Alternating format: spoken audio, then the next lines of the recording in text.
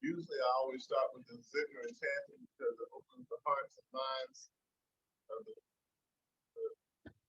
the light beings, but I feel like two speakers who spoke, vibration in their words, the hearts and minds are already open. So we'll open with Al Fatiha, Salatul Fatiha, and we'll go right to the teaching. It's 16 bars is not enough. Did you hear that? Heard that song? 16 bars is not enough. It's not enough time to say what we want to say today in one meeting. So we're going to go right to the teaching. أعوذ بالله من الشيطان الرجيم لا حول ولا قوة إلا بالله الفاتحة بسم الله الرحمن الرحيم الحمد لله رب العالمين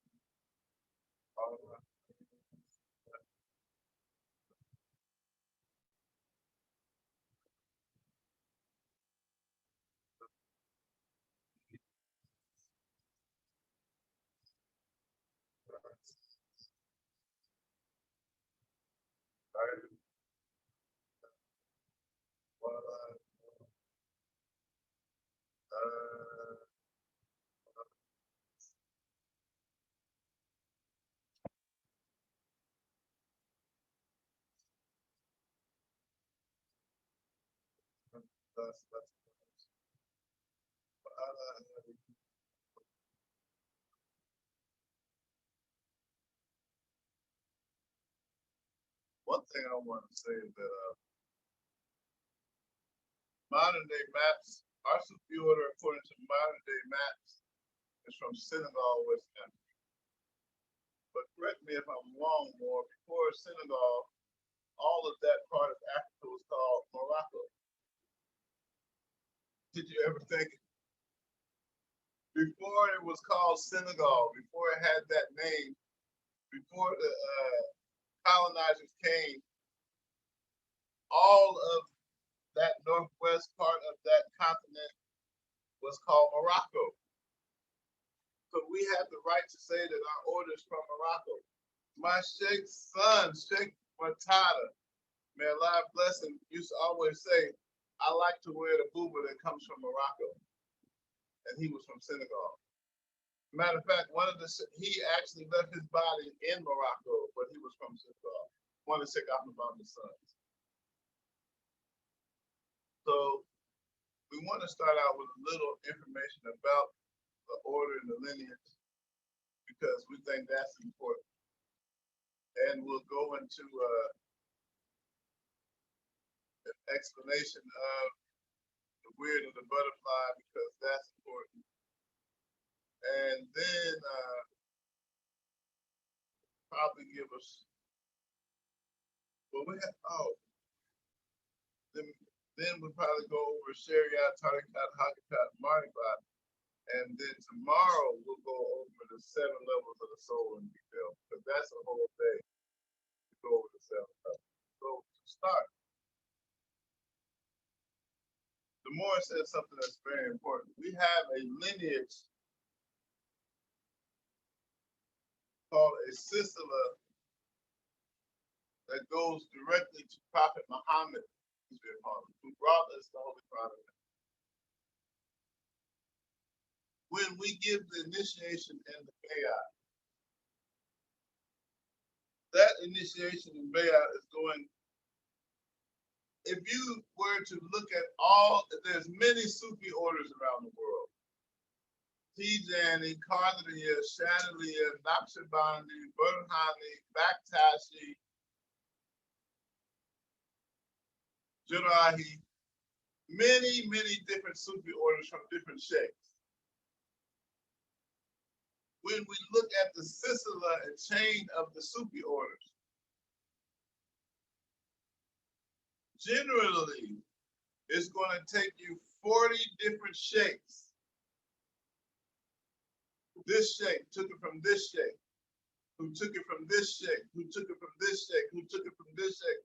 The Sufi orders all have a silsila, a golden chain, to show how they trace their lineage back to the founder of their order, who took it from the Prophet Muhammad, alayhi salam, who took it from the angel Jibril, who took it directly from Allah. So the lineage for the average Sufi order is 40 sheikhs to get back to the founder, to the Prophet Muhammad, alayhi salam.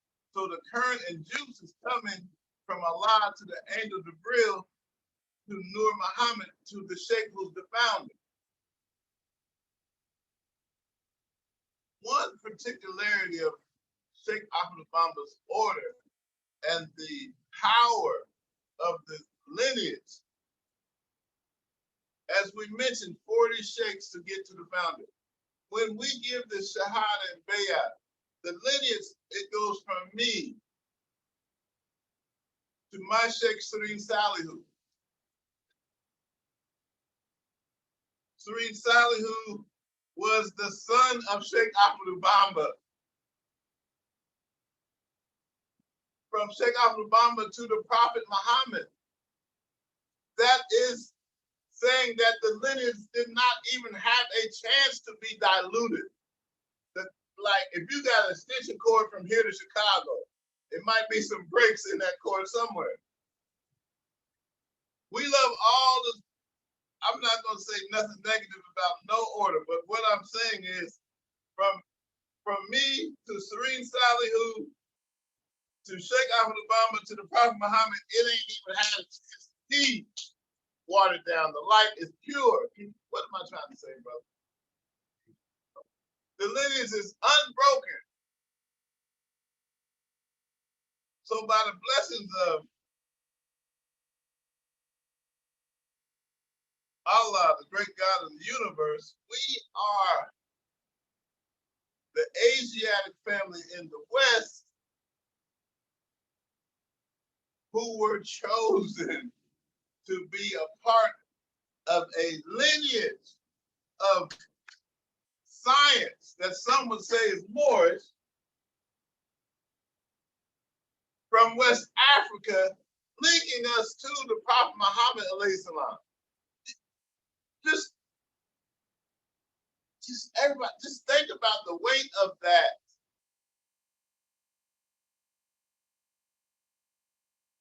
We are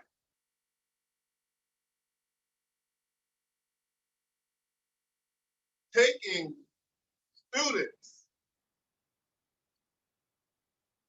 from a rough stone to a smooth ashlar, as they say in some societies, in a very short period of time.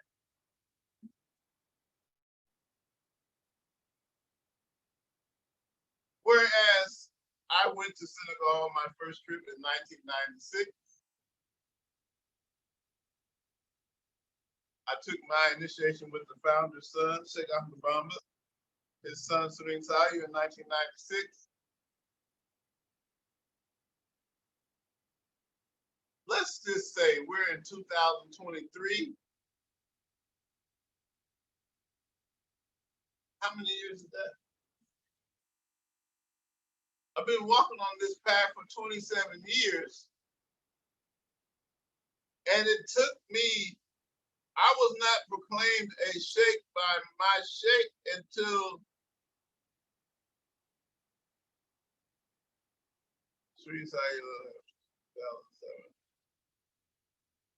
around 2010, 2012.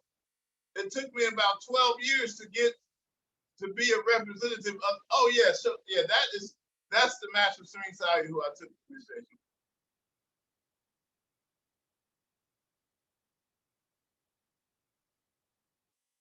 Yeah, you might want to, if I told you the blessings of looking at his picture, you'd be like, what you smoking, man?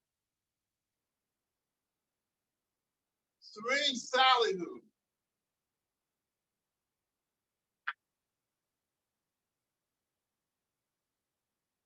was what we call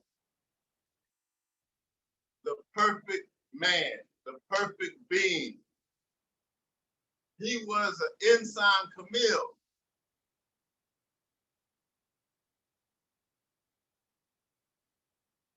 This being came to see me in my dream 6 or 7 months before I went to Senegal. How can he do that, sister? How is that possible? I'm in Indianapolis, Indiana. I had a vision that I was in Africa and people were dressed like this, just running around looking for something. I heard a voice say, go behind the building. I ran behind the building. He walked out dressed in all white. The voice told me, this is who everyone is looking for. Now, at that time, I was damn near a Hindu or a Buddhist. I was like, maybe my guru done showed up. I started looking in my Hindu books. Maybe I can find him. He wasn't in the Hindu book. I said, maybe he's a Buddhist from Tibet. I'm going to look in my Tibetan Buddhist books. I couldn't find him. Now, the Sheikh got at least 50 million followers around the world. My Sheikh had at least 50 million students from all of, when you go to his house, it's going to be at least 700 to 1,000 people at his house every day. You would have to wait hours to see him. I met people in Senegal who said, we went to the master's house, waited for hours, and we never got to see him. It was too many people.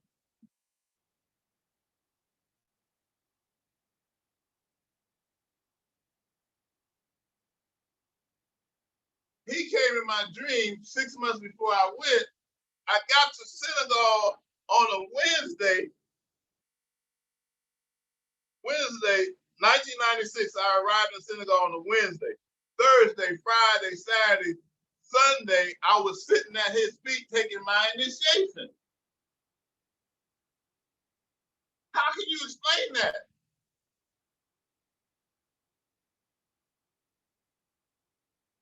The initiation was so powerful. When I took my bay out with him, all I can remember is I passed the egg out and they was dragging me out. My feet was dragging me to the thing. That's all I can remember. It was too, it sounds hilarious. All I know is I said what I was supposed to say. Like somebody in the scene passed out. And I was like, maybe it's hot. It's just Africa. Maybe all I know is the brothers was grabbing my shoulder, dragging me out, feet in the sand when I first took my initiation. Took me back to the Sheikh and said, we want to introduce you to your disciple from America. He said, I already know him.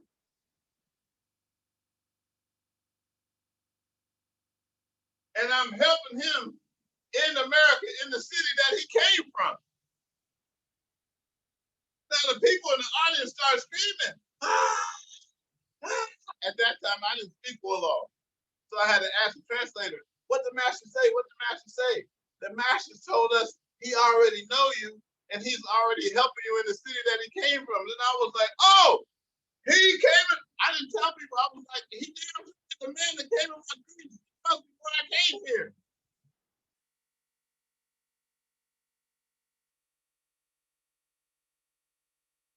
Insan Kamil is the highest being on the. When Noble Drew says, when you put your hand in the hand of Allah, what's the next part? All is well. When I took my initiation with Serene Saliu, I was literally putting my hands in the hand of Allah on the earth. The master was so high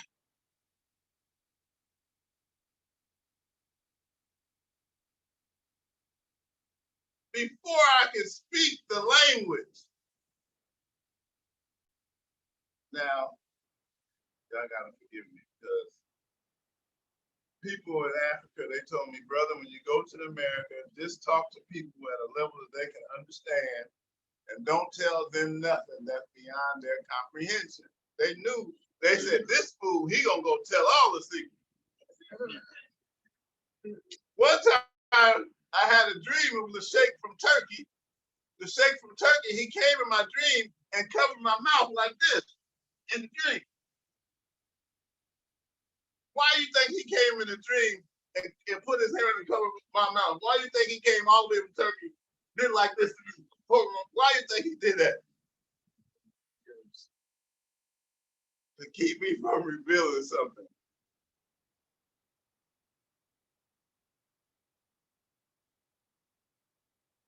All of us who are with the master, we have access to what we call the first world. The first world is the world that Allah lives in, and the prophets, and the angels. The master is what the Quran says of Mecca, Khalifatullah fil ard.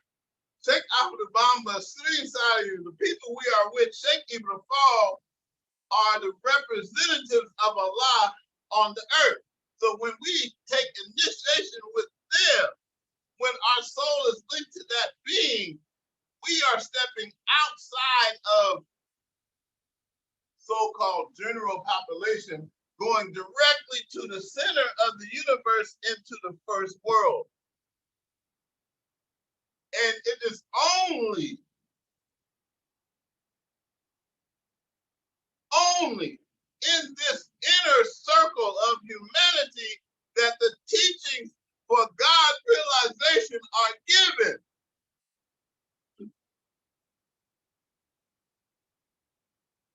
The only way to make it out of the matrix is to find someone who's out of the matrix.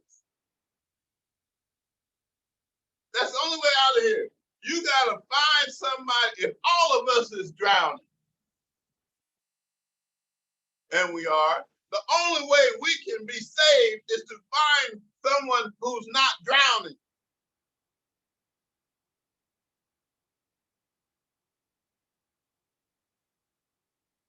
So all of us are in this inner circle of humanity, what we call the first world.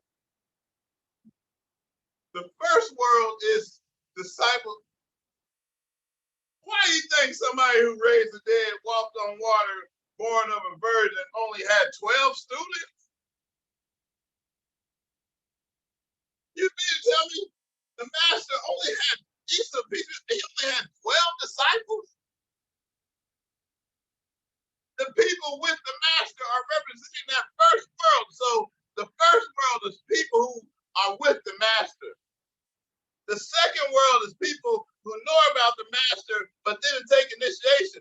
The third world is people who don't even know about the master. They so far gone, they'll never get the teaching.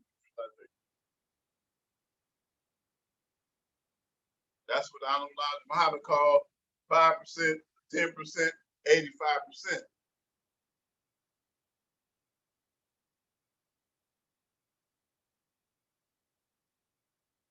I'll tell you some things about Serene Saeed that I probably shouldn't say. But Bernie Mac said, I ain't scared of you.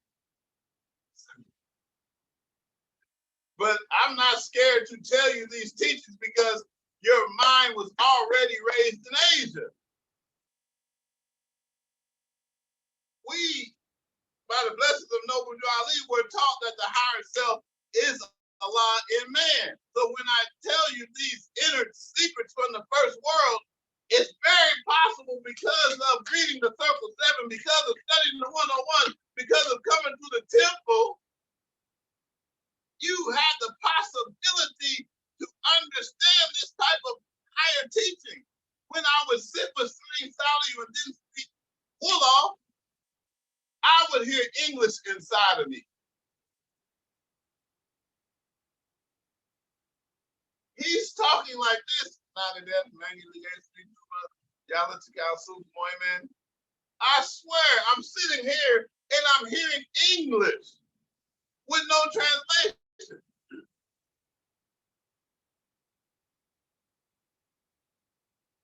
One time I was sitting in his courtyard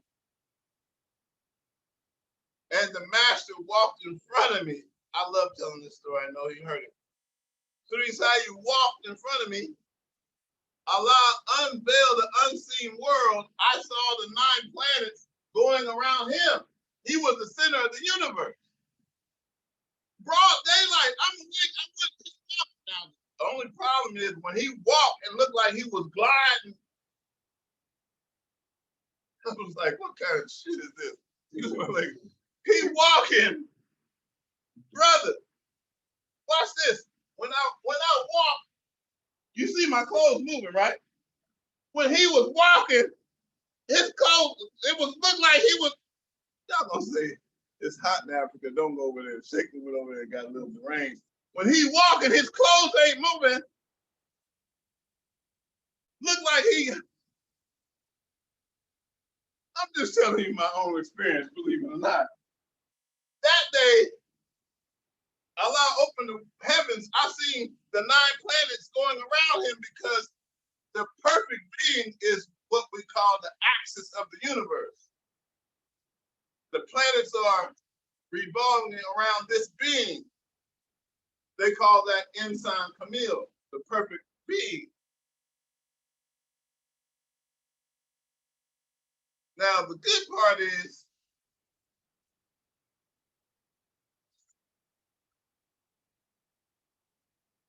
one of the sisters in New York, Sister Aisha, she had a dream about Sufi Salih.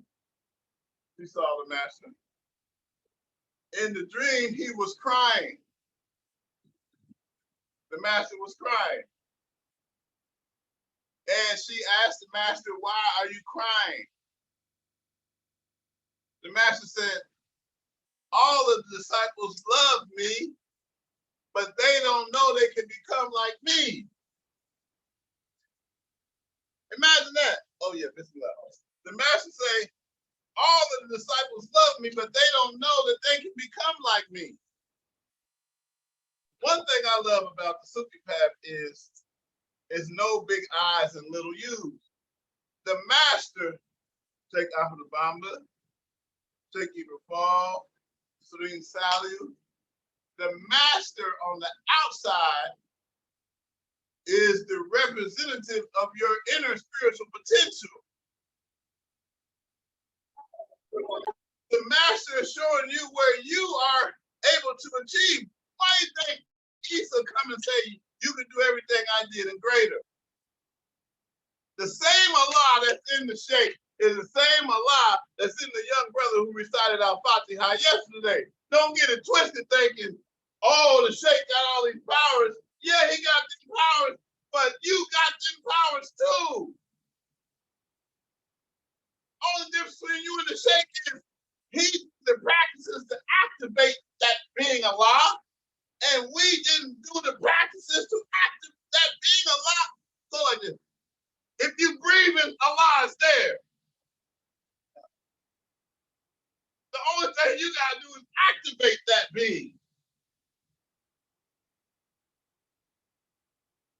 The Hindus say that being asleep at the base of the spine, he come up like Kundalini. So we have to wake up that being, because when you do this, Allah is with you.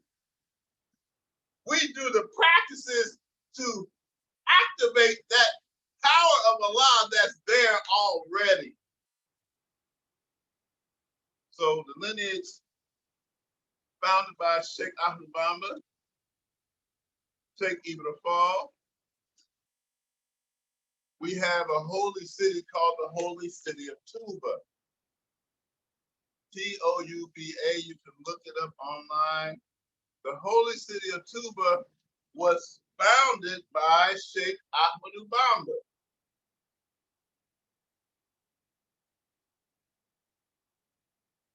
Now, this Holy City of Tuba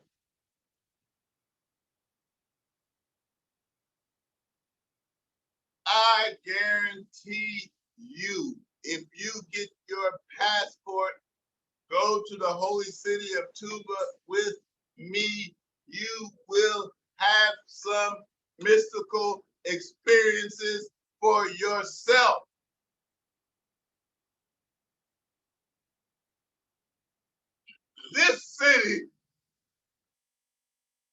is a, that's why he covered my mouth. Oh, make it plain. Check out Obama designed the city. The city is based off of 7 circles with 4, that symbol. That symbol is the map of Tuba.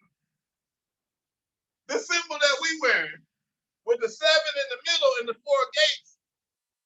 When you go to the holy city, the temple is in the middle of the city representing the number 7. The Sheikh built the city to have 7 concentric circles going around the temple, the mosque, and each quadrant has 4 gates, north, south, east, and west. Tell me that ain't on the pin. Noble Drew Ali left a map of Cheikh Obama's holy city on the pin. You think that's a coincidence? What where have I seen this? Where have I seen this? Where have I seen this? I took the Circle 7 Quran of Noble Drew Ali to one of my sheikhs in the holy city of Tuba to let him read it in Africa. Guess what he said?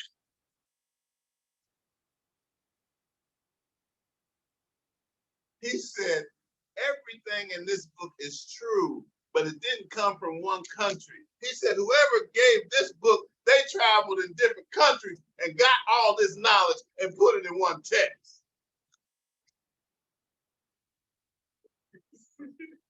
Rolling, lighting, smoking, Wu-Tang Clan, ain't nothing. I was like, what? I didn't tell him no one. He said, everything in this book is true, but whoever put this together, they didn't get all this in one country. They went to different countries and took the secrets from these countries and put it in one.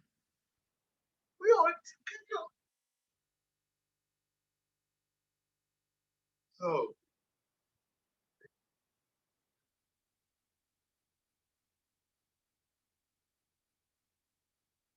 the Moors told a story about Cheikh Obama saying his true disciples are from the West. The master gave 2 prophecies that point to us. He said, I'm telling people, get out gate fee, which means he said, I got a lot of disciples on the other side of the ocean. And he said, my true disciples do not speak Wolof. They don't speak our language. Who are you talking about? Come on. I got a lot of disciples on the other side of the ocean, and they don't speak our language. People in the holy city in Tuba, they would meet me and start crying. Oh! This is one of the people he's talking about. Literally. Me just say, check out what someone told us about you.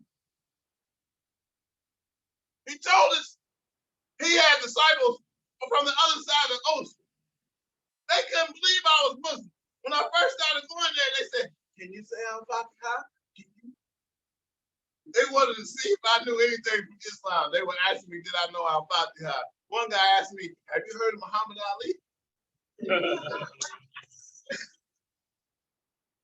I was like, that's hilarious. You're going to use Muhammad Ali as a litmus test for America. Literally, the brother in the Holy City said, have you heard of Muhammad Ali? Muhammad Ali had been in prison some years before. Islam. So the lineage, the Holy City. Oh, I took a brother who was a skeptic. He don't mind me telling his name. Brother Kim was a skeptic. He believed in, I used to, in the early days back in Indianapolis, Indiana, I used to go to poetry readings because I know it's going to be some Black conscious people at the poetry reading. I would recite some poems, freestyle. I used to be an MC, so I could recite poems, make it up. You know, I don't want to rap in this joint, but don't make me 16 bars ain't enough. So I would go to the poetry readings, going fishing, and I would invite people from the poetry readings to come with me on a trip to West Africa. One of the brothers named Kim was a poet. He didn't even know Islam. He was a skeptic. He said, but I want to go to Africa. I took Brother Kim to Africa with me with a group. He sat with one of my sheikhs in the holy city. Now, I'm telling y'all, it's some mystical stuff, right? I've been knowing this sheikh for about 10 years. He never spoke no English to me. This sheikh could not speak English. Me and Kim get over there. The sheikh, we sitting on the porch in the holy city of Tuba. The sheikh right to all the Senegalese disciples left. It was just me and Kim sitting with the sheikh. The sheikh started talking to him in English. And I'm like, what the F? I've been coming over here for years talking to you for transit.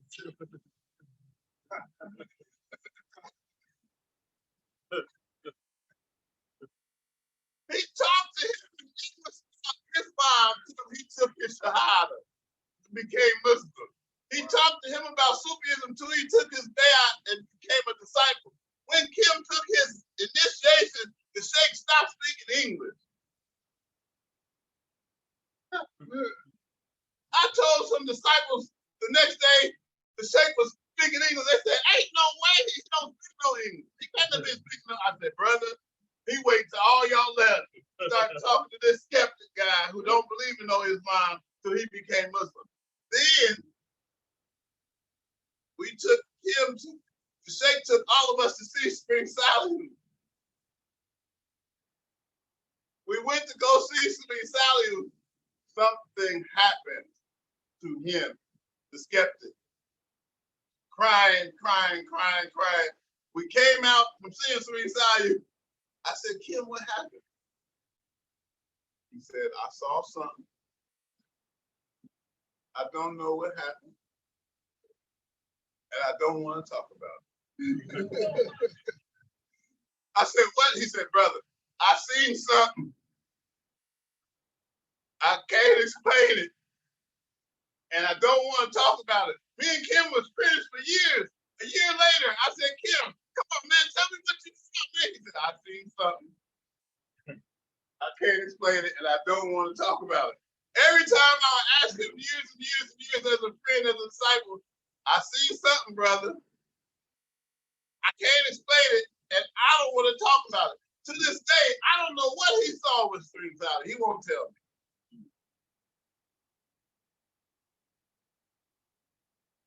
The holy city is based off of the Circle 7. If you can go there, you will experience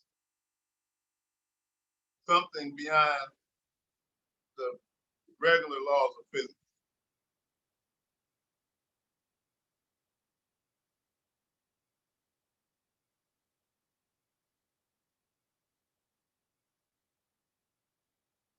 Sheikh Ahmed Bamba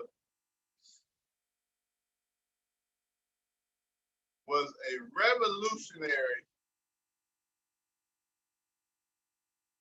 who was fighting against the French colonialists in Senegal at that time.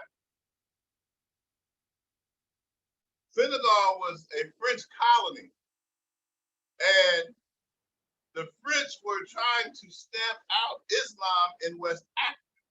So at that time, if you were a sheikh teaching Islam, they did two things. They either killed you,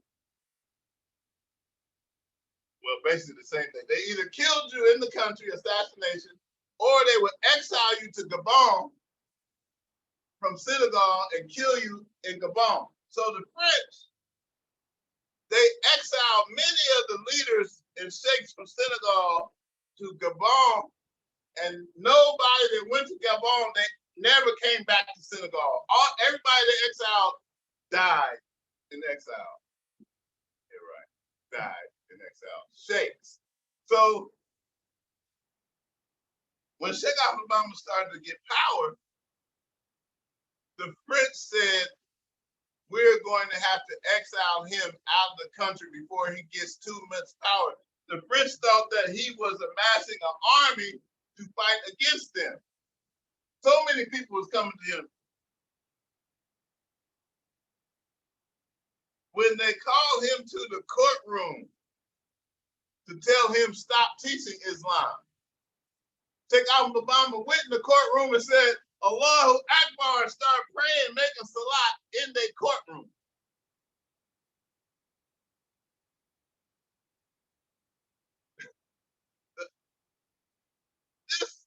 They said, this man crazy, we're going to have to kill him now. Ain't no way he going to come. They told Sheikh Obama, when he went in the courtroom, they said, he went in the courtroom and refused to salute the French flag. The French had their flag in the courtroom. The judge told the Sheikh, you have to salute our flag. I'm the judge. Sheikh Obama told the judge, Allah is the judge, you're not the judge. Come on. The judge told him, you have to salute the flag. I'm the authority in this courtroom. Sheikh Obama told the judge, if I salute that French flag, the French government will start to fall immediately and won't never come up again. The judge told him, okay, you ain't got to salute the flag. I wasn't there, but he must have said that with some he told the judge, if I, Sheikh Obama, salute your flag, your government will fall immediately and France will never come up again. The audacity to tell that to a judge. So they said Sheikh Obama, he's different than any other sheikh that came in here. They took a lion and put a lion in a room for 3 days and starved the lion. They took Sheikh Obama and pushed him in the room with the lion. We're gonna kill him right now. We ain't even gonna exile him. This dude crazy. He gonna come in here, he ain't gonna salute the flag, he gonna come in our courtroom and say, Allahu Akbar. Nah, we can't exile him like the other ones. We're gonna kill him now. They pushed him in the room with the lion, closed the door for 3 days. Sheikh Obama was in there with a lion. When the French people opened the door and saying, okay, we're gonna take this man, he dead. Sheikh Obama was in there praying, the lion jumped out and started mauling the soldiers.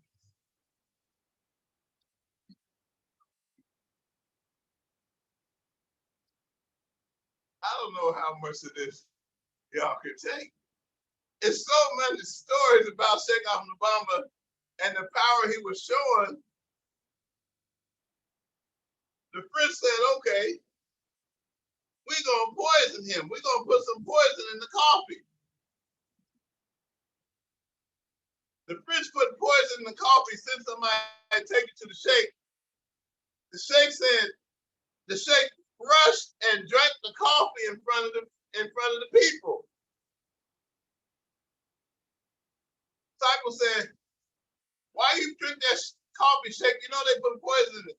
He said, when they were bringing the coffee to me, the Sheikh Obama said, the angel Jibril came to me. The angel told me, don't drink the coffee, they put poison in it. Sheikh Obama said, I drank the poison to let them devils know they can't kill me. He said, Sheikh Obama said, I was in a rush to drink that coffee. Like, it's so much.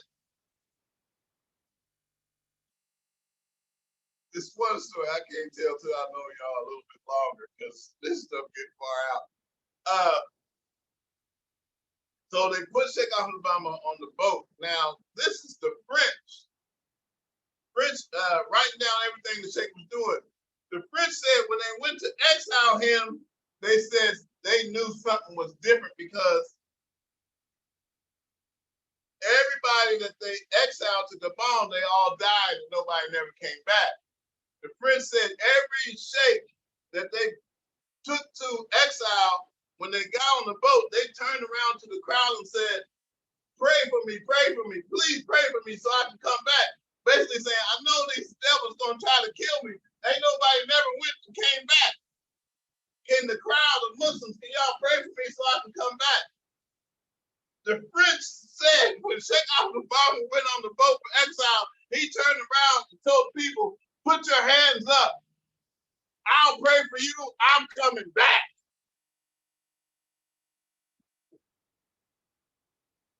Sheikh Obama told Sheikh to fall, I'm going to come back before lunchtime. But he was in exile for 7 years. But he told, speak on that, God. I was 5% by nature. I would say, Europeans breakfast. Say when by the time you eat breakfast, by the time you eat lunch, it'll be over. Yeah. Europeans are a breakfast fighter. By the time you eat lunch, it'll be over. Like Obama said, I'll be back before lunch.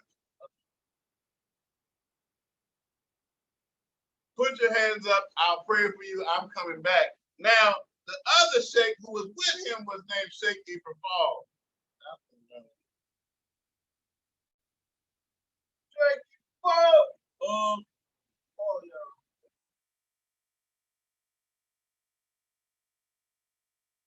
Sheikh Ibrahim had so much power. The boat would not leave the shore. Sheikh Obama was on the boat. French ready to pull off. The boat would not leave the shore. That's when Sheikh Obama said, Sheikh Ibrahim, let the boat go. I'll be back before lunch. Sheikh Ibrahim was using mystical powers so the boat wouldn't. So this is last. Okay, so while Sheikh Obama was on the boat going to Gabon for exile, the French told the Sheikh, we don't believe in this God that you're praying to.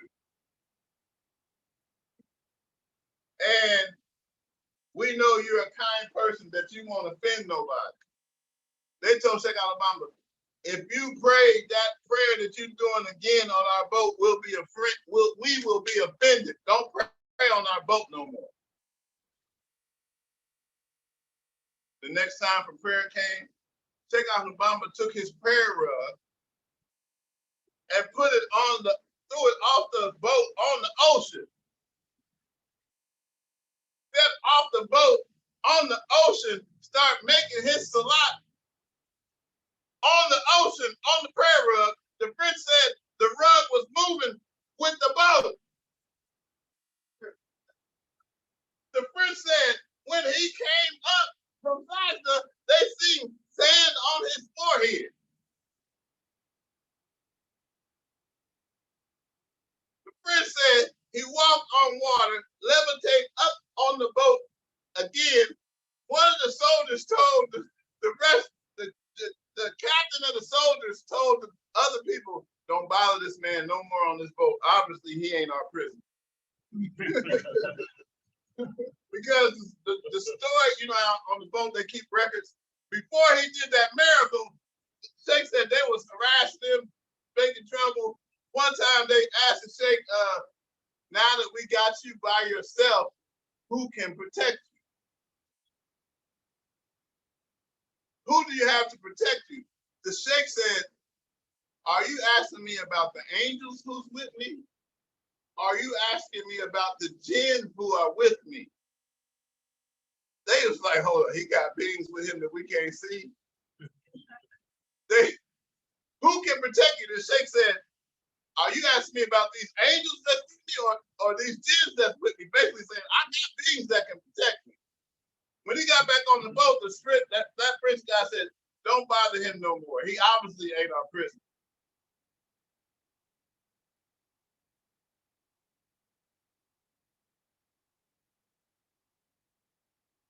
I'm going to tell y'all.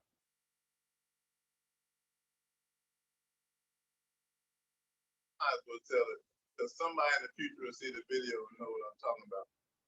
While Sheikh Obama was on the boat, he was writing.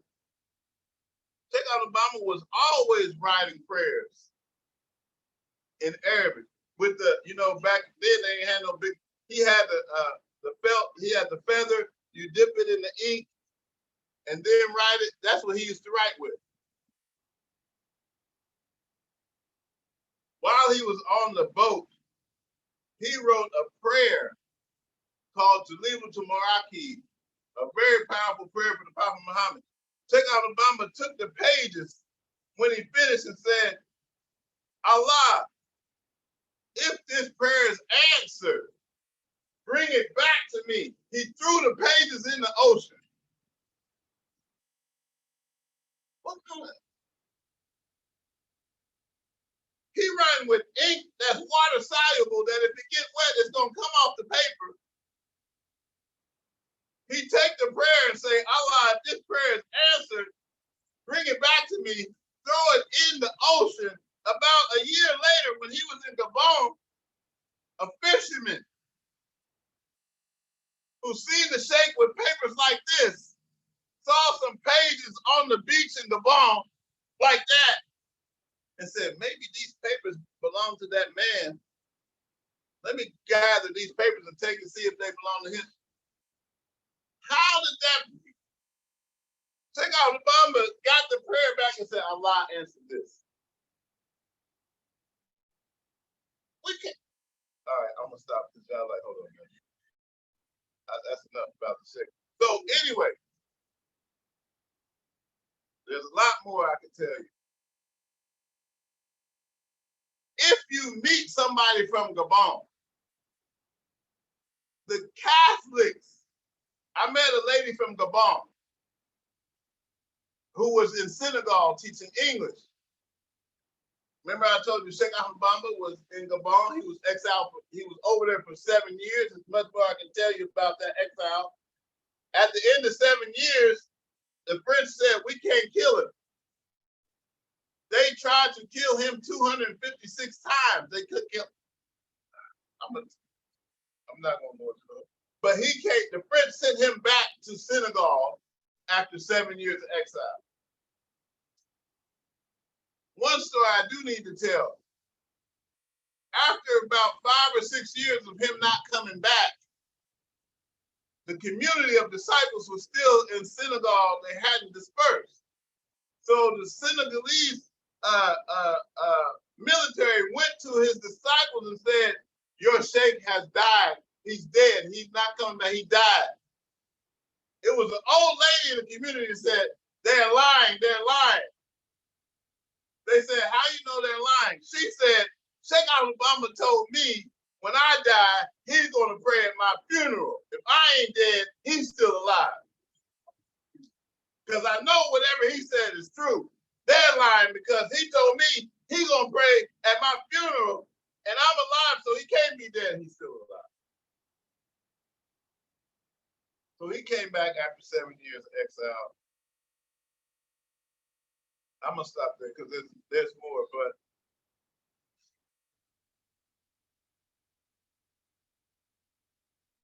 the other sheikh who was with him is Sheikh Ibrahim. Now, Sheikh Ibrahim,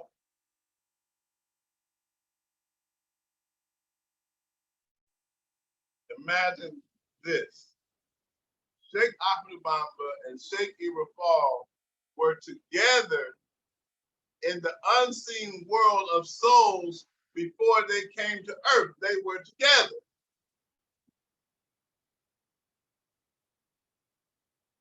Sheikh Ahmed Bamba told Sheikh Ibrahim, me and you are going to go to earth in the future when Islam is falling. We're going to go to earth. Allah is going to send us to earth to bring back Islam to its highest state. Sheikh Ahmed Bamba said, when we go on earth, my name is going to be Sheikh Ahmed Bamba. When you are in your village, you come and find me, and we going to work for Islam.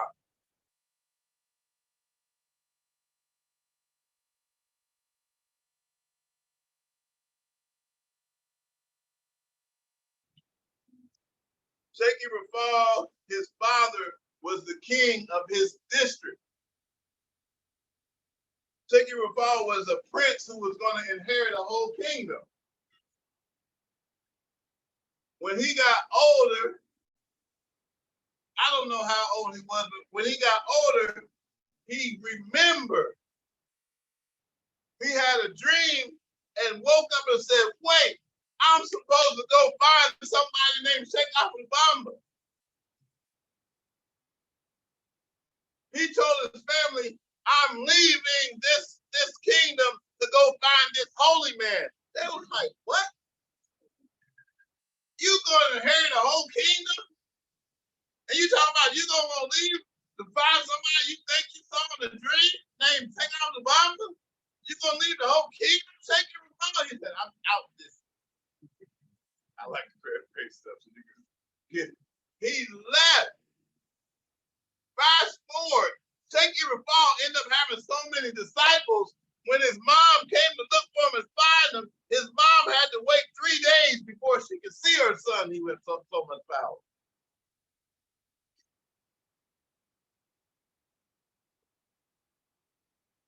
When Sheikh Bamba finally got to Sheikh Bamba, Sheikh Bamba was teaching basic Islam. He wasn't teaching Sufism. Sheikh Bamba's father had a Quran school teaching Quran. When Sheikh Bamba's father, Sheikh Bamba was just a little bit mystical from day one.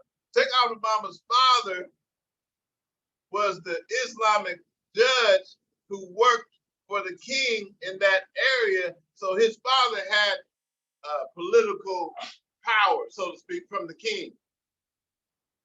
His father had the Quran school, and he was given the Islamic rulings in that kingdom as the Qadi in Arabic, the judge for the king. When his father died, Sheikh Bamba took over the Quran school. The king invited Sheikh Bamba to take his father's position and become the judge of that kingdom. Sheikh Bamba said, I will not work for someone who cannot take care of himself, who Allah's taking care of him. I'm working for the same one that's taking care of you. I don't want to be no judge. I'm working for the judge, Allah. What makes somebody say that? It's like Obama telling you, bruh, I want you to come work in my cabinet. You're going to have all this credibility. Bring your affairs and work in the cabinet with me, Obama. He said, Obama, I ain't coming to what you look like. I'm not working. I work for Allah and no one trying me. I'm not coming over there to work with you, fool. That's basically what Sheikh Obama did.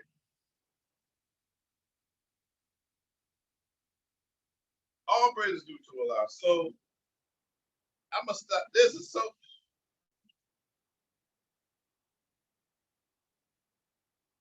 Now, okay, that's just the beginning of the story. There's so much more to the story, but that's the beginning of Sheikh Bamba's story, Sheikh Bamba, and how they founded the order. Now, I do got to finish that part. Sheikh Bamba was teaching the basic Islam. He wasn't teaching Sufism. He wasn't teaching no esoteric stuff because his father had a Quran school teaching Quran, basic Islam.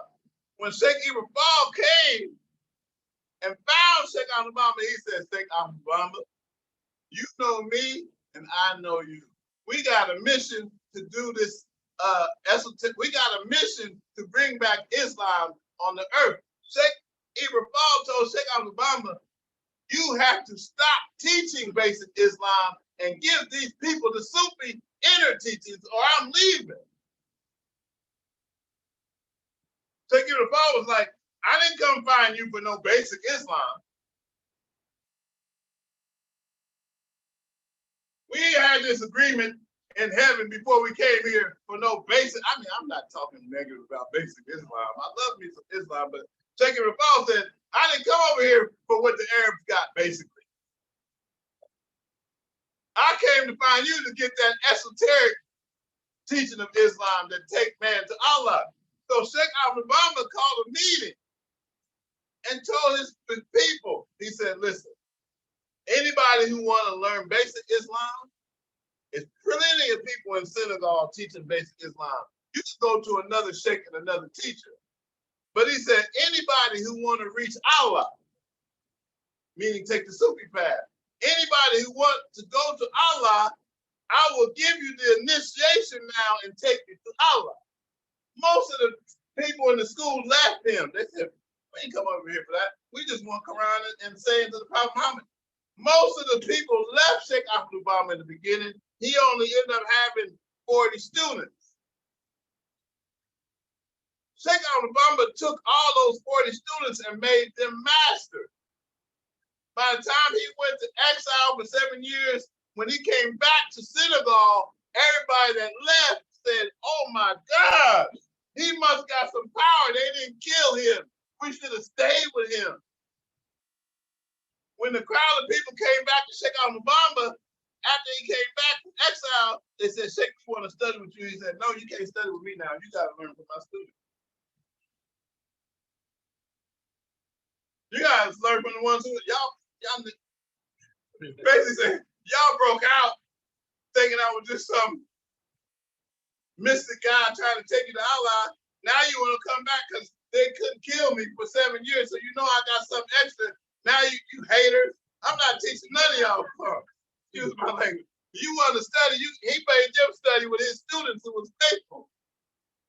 This story is unbelievable, man. Yeah.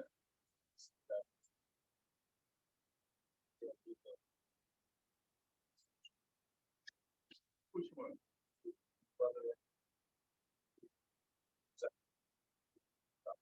Oh man, oh man, oh man. I have personally met, how many of y'all seen Star Wars with Jedi's, with all these Jedi's with missile powers? I have met real living Jedi's with powers. Me, met them.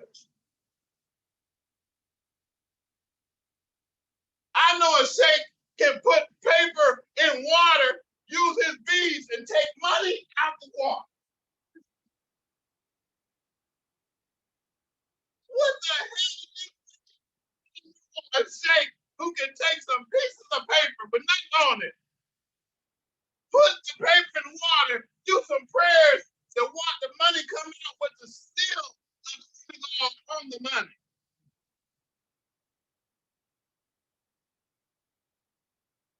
I met people, one other sheikh, he told me, brother, I done been in all the 7 heavens. I done seen everything over there.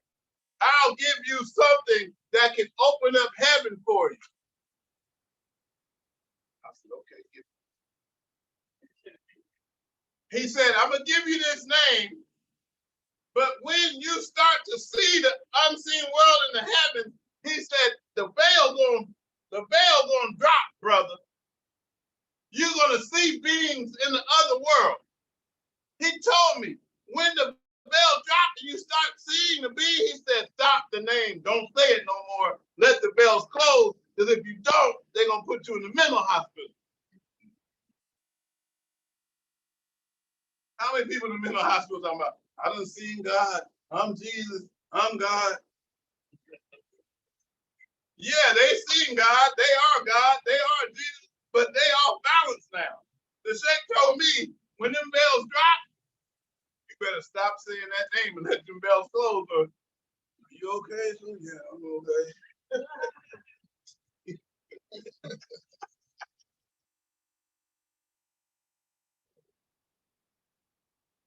So I'm saying that I have personally met some Jedi's. He's telling me to let you know about one sheikh I met named Sheikh Abdullah Gay. Sheikh Abdullah Gay is in close to his 90s, an old sheikh. Sheikh Abdullah Gay's sheikh was made a sheikh by Sheikh Ahmad Bamba.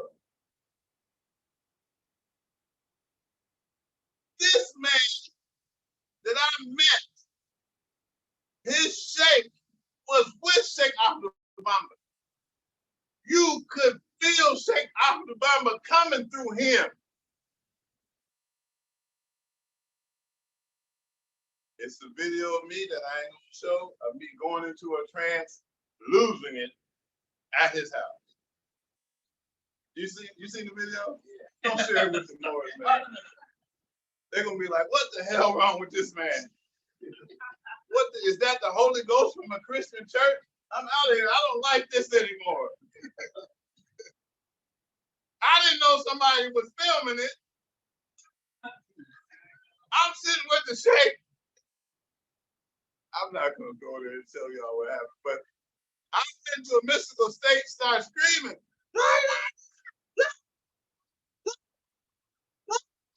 Till I was out of my body. Till where I fell back.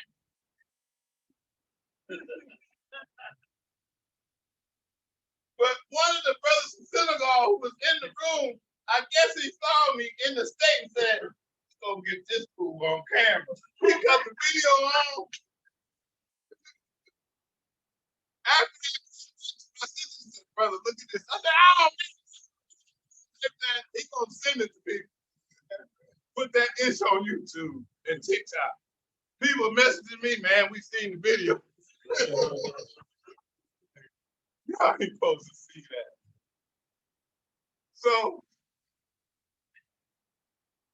this thing make talismans. What's a talisman? What's a talisman?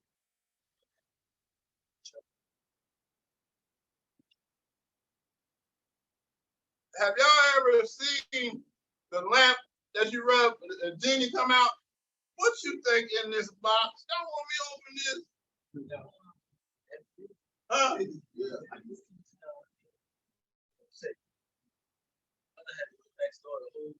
That right there. Shake.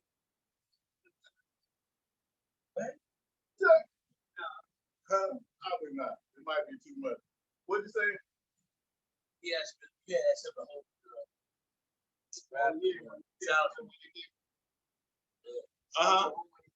Yeah. This can't go in the bathroom. I had to go. I had to take a. What did you feel when you was home? It was electrifying, man. I was shaking a little bit. Like, I was almost get this back. Yeah, I'm serious. Oh, you had to give it back to him. I had to give it back to him. Y'all ever heard of what they call juju? African voodoo niggas? Excuse my language. I hate to say it like that. So-called voodoo. That stuff is real. Some of y'all ain't gonna believe it, but them people in Africa, they got something. I know y'all want to hear some voodoo stories. I mean, we don't call it voodoo. We call it science. The white people call it voodoo. Anything the white people tell you stay away from, you might want to get some of that. As soon as they tell you, don't go and mess with that voodoo and African magic, where is that voodoo? And they don't like it, I love it. Excuse my language, young man. I shouldn't be talking about that in front of young brothers. But we never called it voodoo or magic. We called it science. It's the science of working with earth, fire, water, air, ether, the 5 elements, the planets, the stars. Alchemy.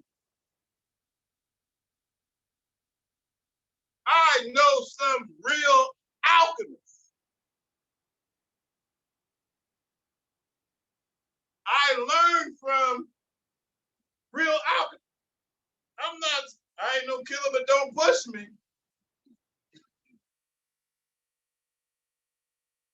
You're talking to someone, I can write something on a piece of paper, give it to someone. If they shoot a gun at him, the gun will go through his skin.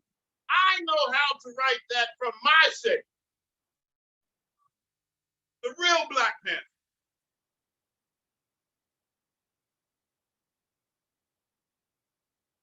I can write a talisman. I love to say this. People have heard me say this for a long time. I can write a talisman, an amulet for an ugly brother. He turned into a pimp the next day if I give it. Women will love him. But we don't abuse that power. But they got, yes, brother, please. Sigils, yes. Sigils. to write something for y'all, right? Who got a piece? Who got it?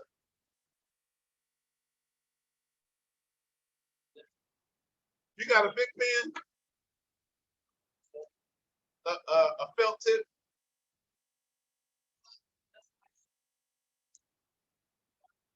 Yeah, you got a marker around here?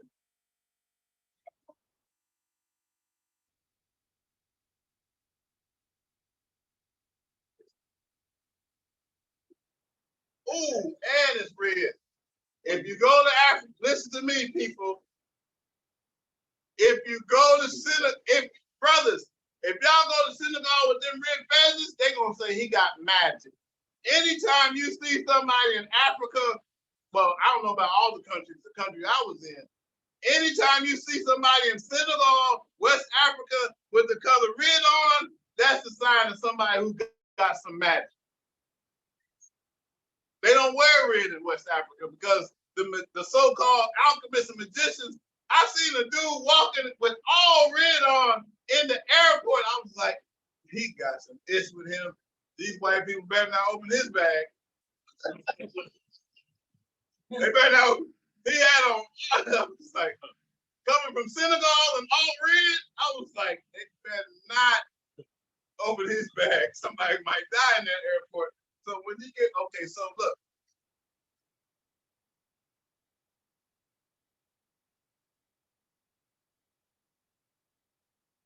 How you know about sigils, brother?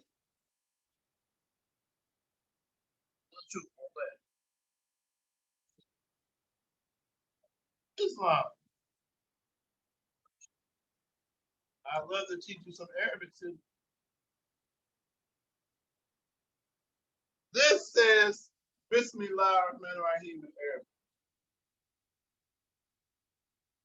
In the name of Allah, the Beneficent, the Merciful in Arabic. It's written from right to left. How many of y'all heard of the Prophet Solomon who had power over the jinns? King Solomon, Suleiman. King Solomon had 7 sigils, brother. You go online, the Kabbalah, Gnostics, they got 7 seals of Solomon. Liar, liar, pants on fire. In West Africa, them ain't the 7 seals. I don't know where they got that garbage from.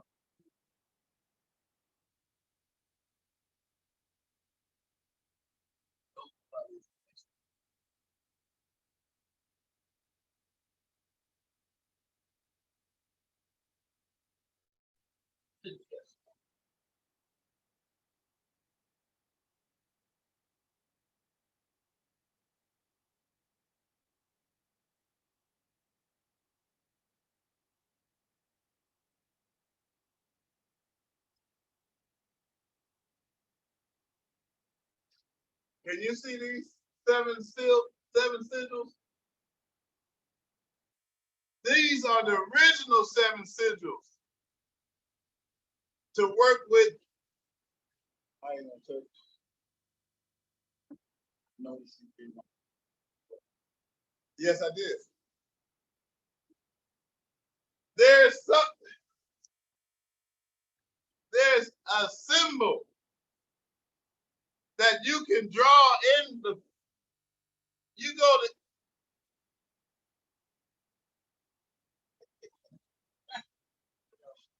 Get your head out of my pocket.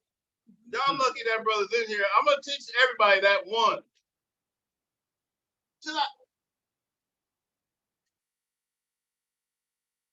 This is a Arabic letter. It's 28 letters in Arabic, and all 28 of them have power. It's a letter you draw on your car when you're driving to prevent you from accident.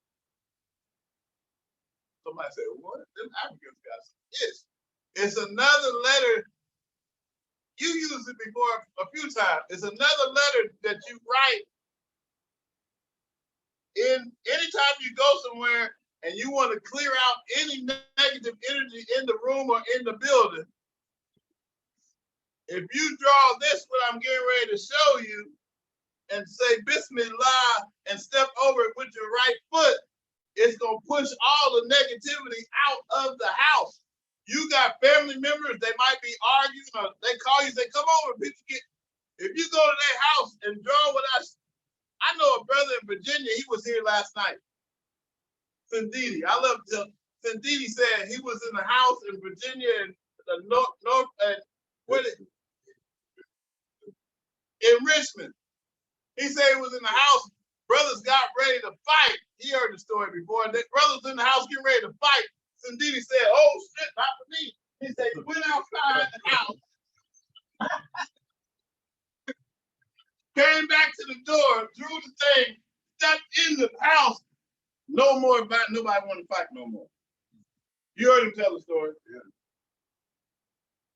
Yeah. He was like, "Not while I'm in here, you ain't." Now, I'm not giving this to people on camera.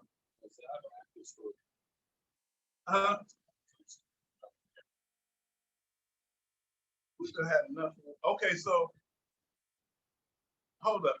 Let me see if everybody in there that took initiation, I'm not giving it to everybody.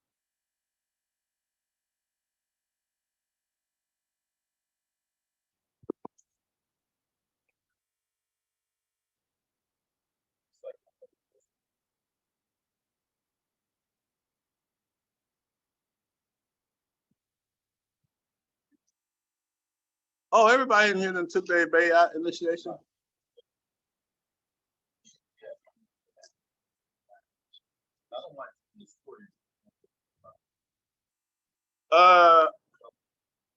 Okay, whoever's recording the video, can you turn the recording off?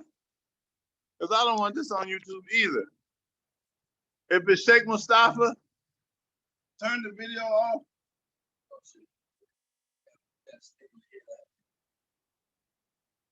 They know we do all these temples. They can get it. Islam, Sheikh, I think it's you recording it. Yeah, so early on, maybe 2 years ago, and something woke me up in the middle of the morning, and then took me to this rock out. This rock out, I pull out back there, sort of like, and I began to look sort of like, and I found some words of power where it was a great protection. So it was 3 phases for weird protections, 3 something in the morning. And never some just get up. But I do the first one, see some words. When I get to the second one, I hear a loud bang on the boom, boom, boom, boom. So I peek out, and it's military outside. Quite long. Like, I wouldn't make this up. And they got their helmets on, they got their whole body gear on. He's like, what's that? What's going on? I said, I'm getting this challenge for it. I'm just like, man, I don't know if they come to get me. Yeah, I ain't know what it was. So I go downstairs, I get to the door, and I said, brother, I was in prayer,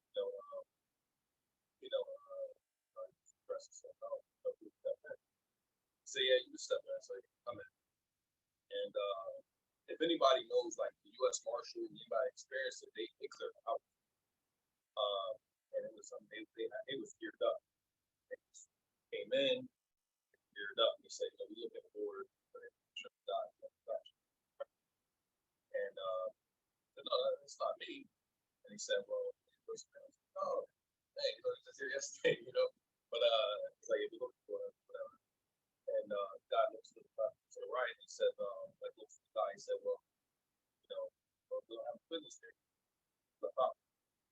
And just left. Like, didn't stay around, didn't leave. I went up to pick up my friend. I was like, the house, but there was like some old, like, maybe something like 40 years ago. But I'm just making all like this stuff work, like, works. When you do it, like, and I called my attorney, not an attorney. I called him in the morning. He was like, but it couldn't be been because policy is for them to tie all of them. That's policy. I didn't go in handcuffs. My family didn't go in handcuffs. My children were in the house. And like, that's policy, I think my wife had a therapy session last week. Person, their son was on some site and like more site he was young, and they found out. So they come to the house. Now, mind you, he's a minor. He's on a minor site. You know, they came to the house late, the whole thing. Hired from Europeans. So, yeah, you know, I think that's like one of my first personal stories. Like, you know, that was what, you know, believe in it. And, yeah, I didn't know what it was. But this was right now, U.S. Marshals, you know what I mean? Military gear, helmets, guns, at least 15, you know, at least 15 that I saw. Like, no telling this. I said, hey, tell them who was in the back. So, that's the best way. I like the house I play in. Soldiers. I was up though. I was never up at that time. I was up praying. I was up in the weird. I was like, yeah. Normally sleep.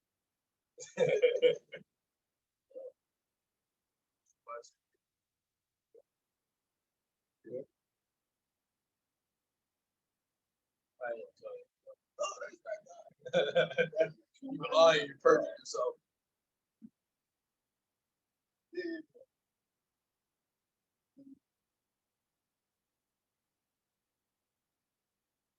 Anyway, trying to work it out.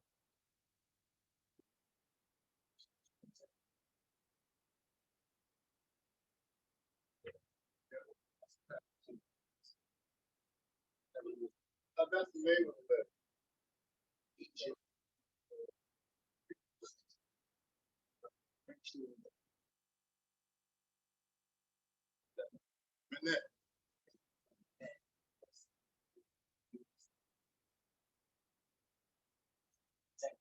Yeah.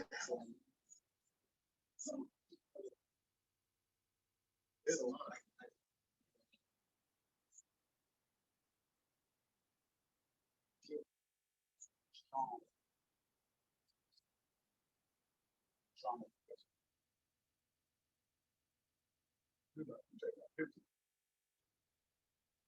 She like, I want to send them.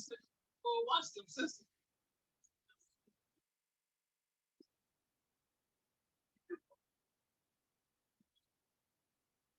But that symbol is an Arabic letter. The name is under the letter. That's what you draw on the floor.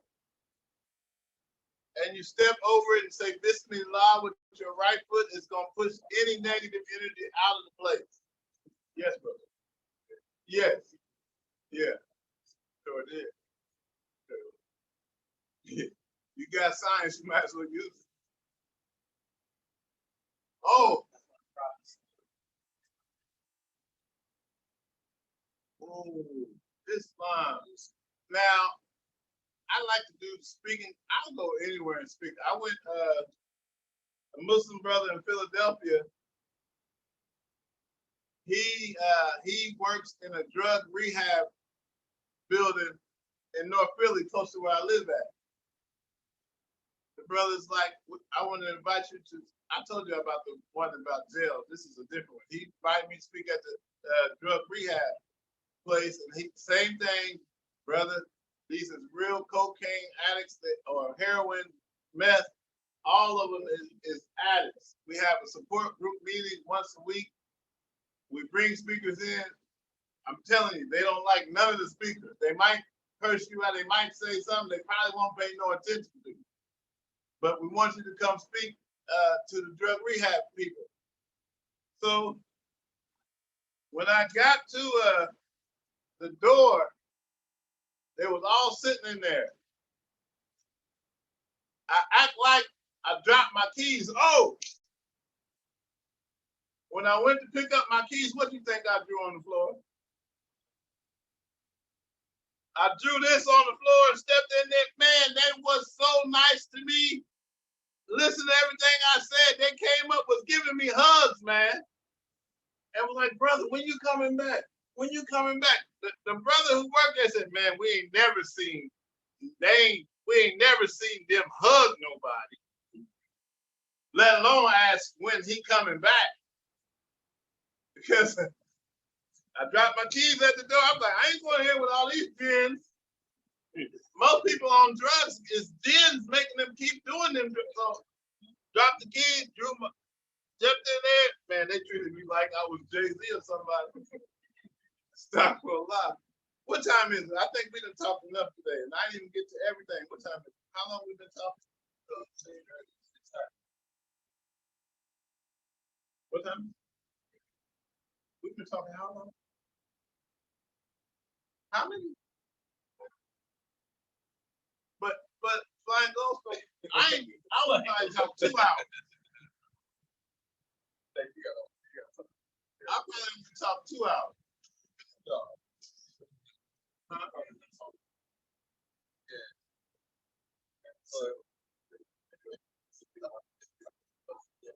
Yeah,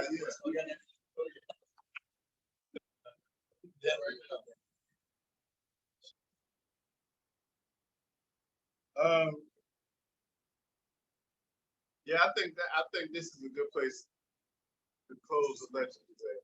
Wait. You gave how many people you gave the that's a whole nother time. Okay. Now, some introduction to Sufi teachings.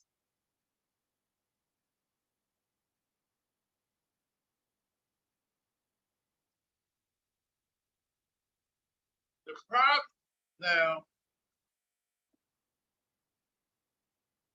watch what I'm going to show you.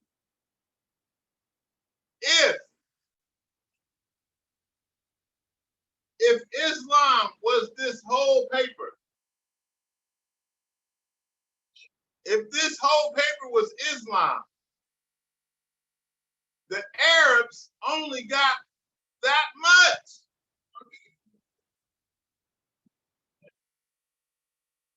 Did you see what I'm saying? If this whole page is the science of Islam, this all the Arabs got. They ain't got this part. This part you gotta go to Africa and get. Okay? That's the first thing. Why do I say that? Because 4 words you need to know that I need to know is called Shariat, Tariqat, Hakikat, and Marifat. The first level of Islam is called Shariat. Shariat.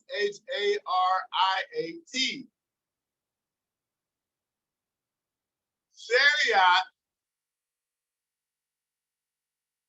comes from the Arabic word shar, which means law. The Shariat comes from shar, S-H-A-R, which means law. If you steal, we cut your hand off. That kind of Islamic law. That's all the Arabs got. They only got the outer law. They don't have the inner part. Okay? The inner part is, okay, so I need to come. I get too excited, man. Listen, Sharia is the Islamic law. How you fast in Ramadan. How do you make your wudu? How do you do your 5 prayers? What are the laws for going to make Hajj? What are the laws for doing a Muslim marriage ceremony?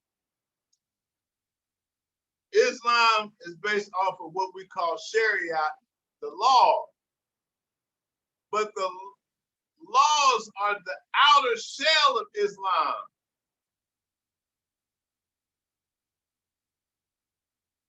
The Sharia begins when you take Shahada. Shahada is Ashhadu an la ilaha illallah, Ashhadu anna Muhammad Rasulullah. The Sharia is based off of 5 beliefs. No, Sharia is based off of 5 pillars and 6 articles of faith.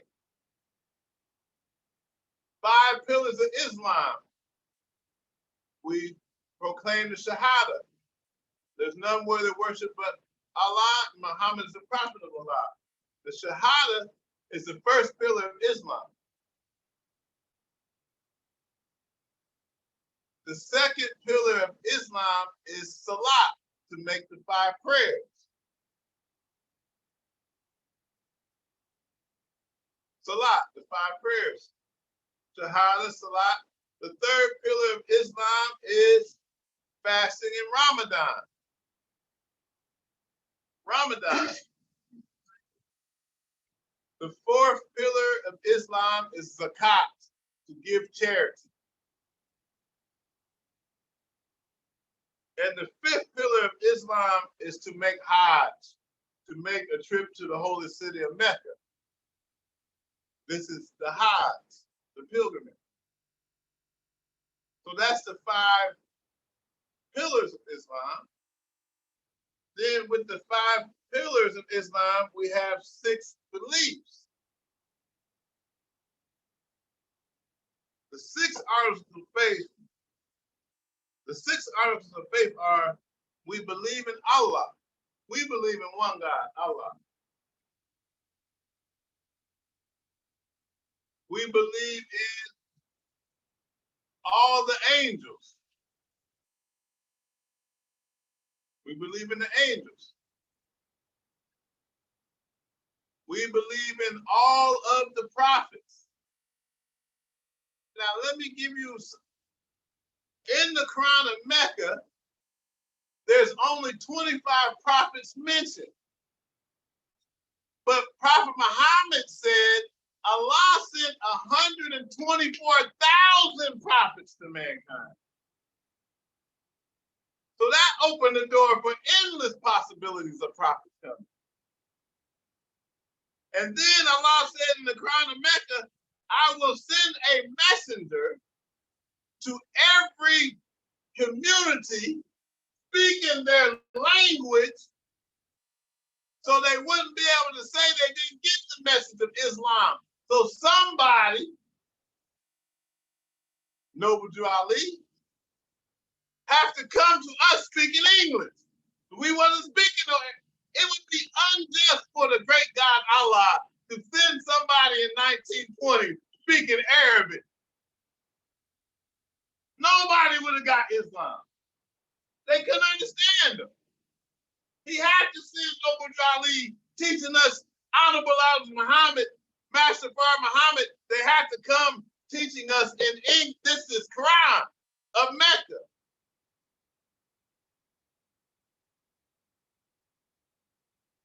You can fool some people sometimes. You can't fool all the people all the time. Don't tell me Allah ain't send us somebody. I'm not going for that, Mr. Muslim. That's against the Quran in Mecca. I'm not going for that. Allah forgot about us. He ain't send us nobody. Take your monkey back to Saudi Arabia with that BS. I'm not going for that. That's against the Holy Quran in Mecca.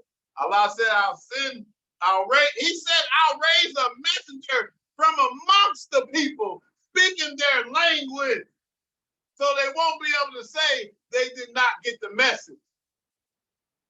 He didn't say he come from somewhere else. He said, I'm going to raise him up from amongst the people speaking their language.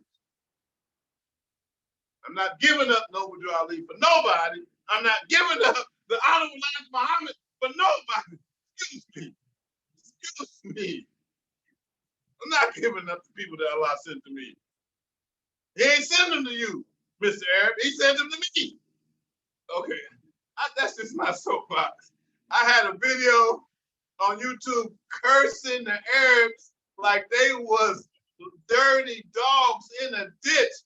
One of my brothers in Italy was watching my video with his children. Said, Sheikh, man, you gotta take that video down, man. You can't be on YouTube cursing like that. I was letting them have it, so I took the video down, because that's not good. But I gotta, anyway, so we believe in Allah, believe in all the angels, we believe in all the prophets, we believe in all the holy books. The Quran and Mecca tell you to read the Bible. It tells you specifically to read.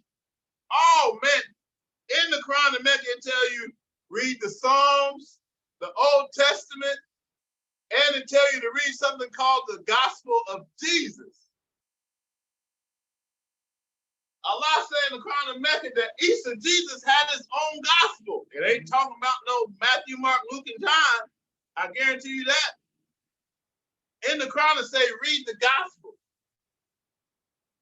Isa, peace be upon him, had a book from Allah, but nobody can find it.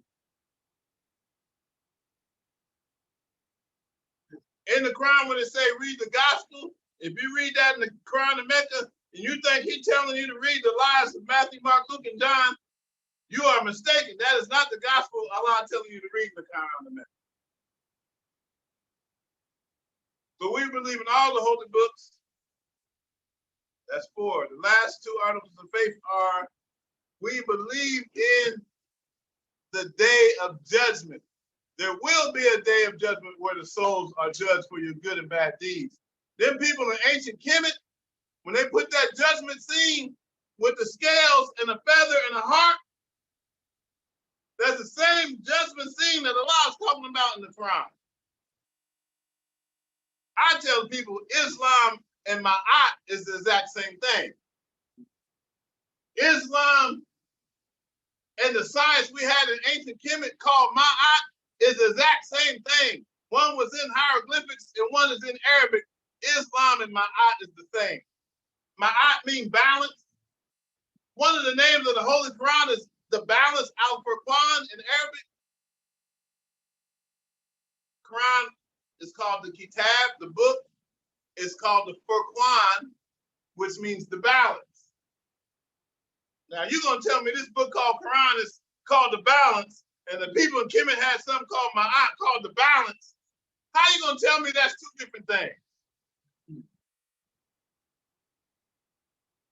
We taking the mask off of this thing today. So we believe in the day of judgment, and we believe in something called the 6th article of faith is the divine decree. Everything in life is no accident that people wanted to come today and couldn't come. The divine decree is saying Allah has written everything that's going to happen in our lives. The Prophet Muhammad went so far as to say the ink is dry and the pen has been lifted. So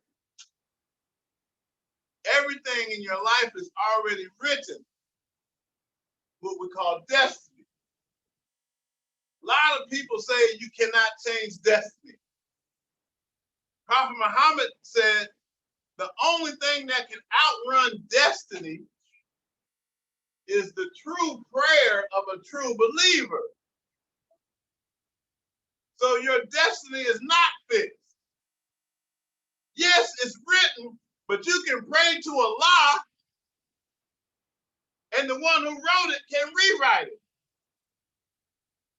Oh Allah, they try to tell me I got this sickness. Oh Allah, I need you to take this sickness away. Allah can, because you asked the one who wrote it, he can change it.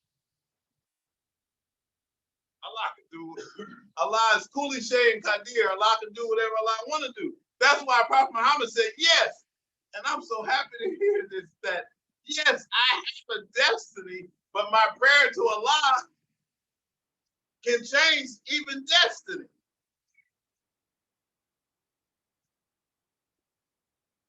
This is the, who can tell me what are the 5 beliefs for Sharia?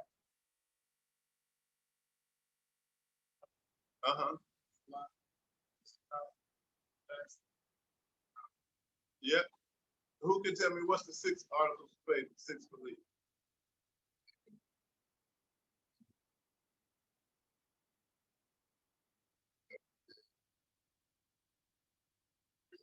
Yes, so this is all a part of the Sharia, the fundamental Islam. We have to study this basic Islam so that when we interact with other Islamic communities, if you don't know the basic Islam and you meet a Muslim from another country, they're going to look at you and say, you never heard of Ramadan? You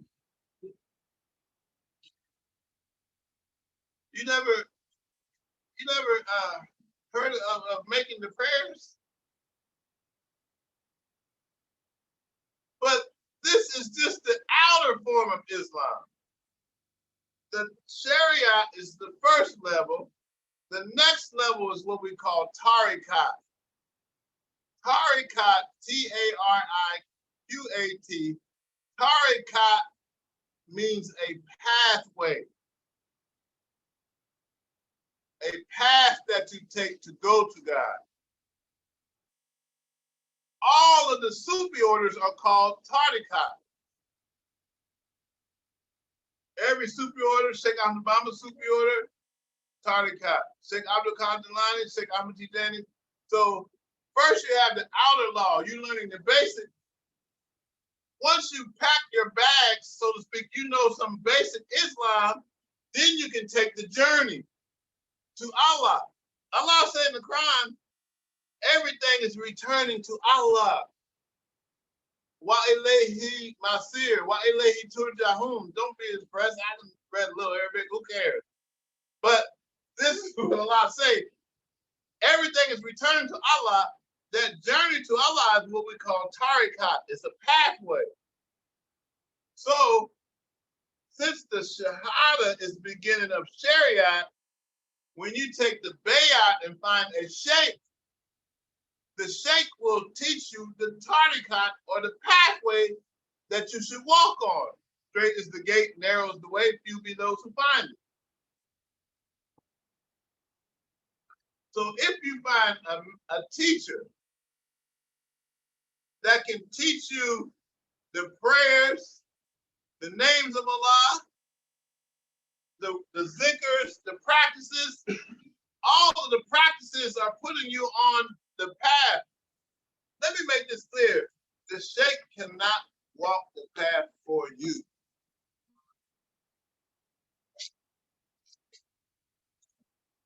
The doctor cannot take the medicine for you. The doctor can give you the prescription, but you have to take the medicine.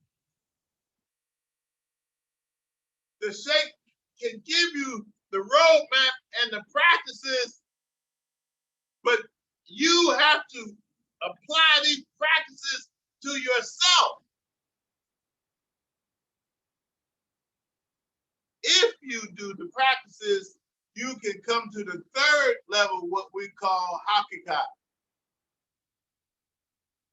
Hakikat, Haqiqat.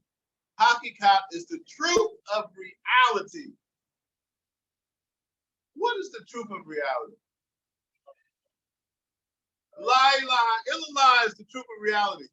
Hakikat is saying that Allah is the only reality. Everything that I think is real is not real. Buddha says emptiness is form and form is emptiness. The things that we think have form are empty. What's more important, the shape of the bottle or the empty space in the bottle? That's a Buddhist concept. That's a deep question. What's more important, the shape of the bottle or the empty space in the bottle? The empty space. What's more important, the outer fez or the empty space in the fez? If there's no empty space in the fez, it's any good to you, brother. These type of questions get you to think outside of the box. So Hakikat is saying the concepts we got are empty and not real, and that this being Allah is the only reality. Once you get to Hakikat, a lot of people think that's the end of the path. I didn't arrive to this concept. I don't exist. Allah is the only reality. There's one more step. From knowing that Allah is the only real being at Hakikat, you have to get to a station we call Marifat. The fourth station, Marifat, M-A-R-I-F-A-T. Marifat is to have the knowledge. Some people call it gnosis. Marifat is the knowledge of self that is telling you that this being, that Allah, that is the only reality, that being is me. That's my true self. That's who I am. Because think about it. At Hakikat, if you say Allah is the only being that exists, then who are you?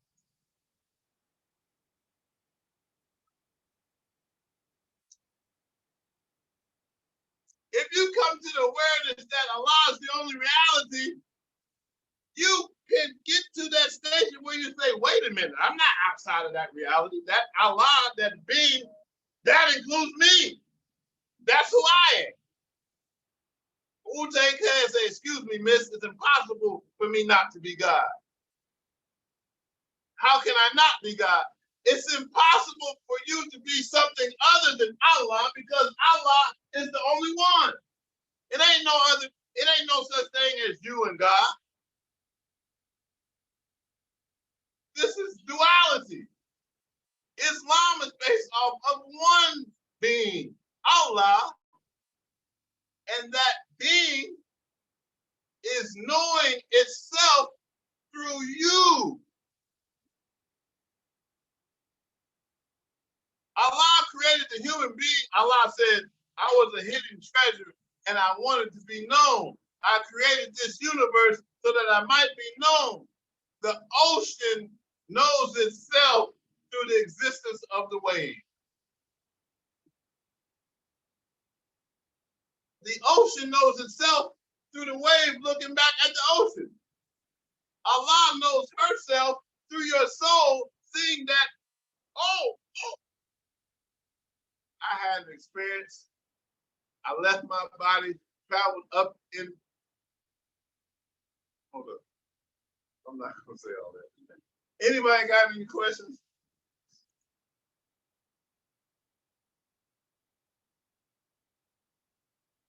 I had an experience, traveled out of my body up into the heavens to see Allah. When the veil dropped to see Allah, I saw myself.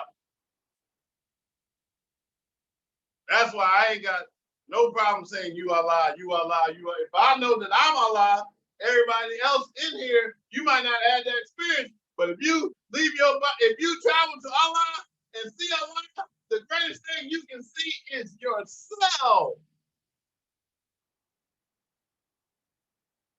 That's a deep, but the first thing on there is know thyself.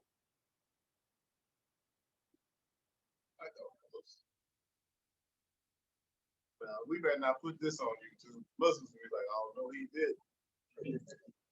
No, he didn't just say he seen Allah and it was himself. No, he didn't say this brother can see God and he go. That ain't me. Ibn Arabi, the greatest Sufi master from Ibn Arabi was from Moorish Spain.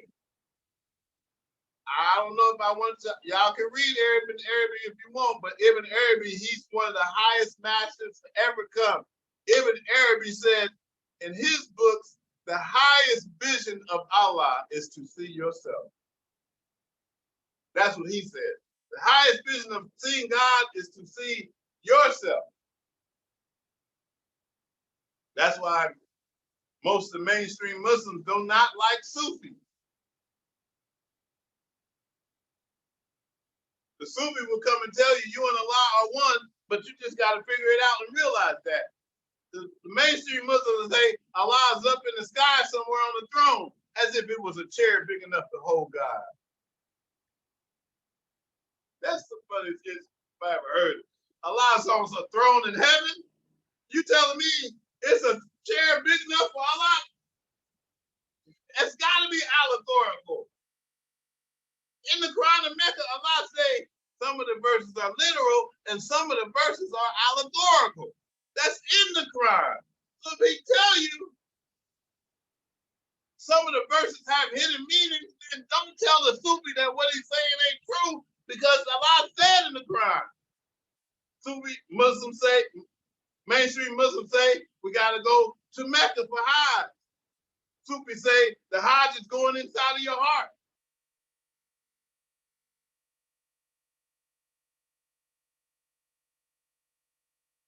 Now I think that's one day.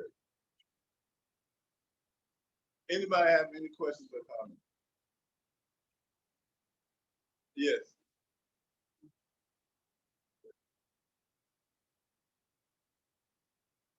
All right. I think the books is over there. So, oh, you can send a donation to Cash App, or if you got cash, whatever you like.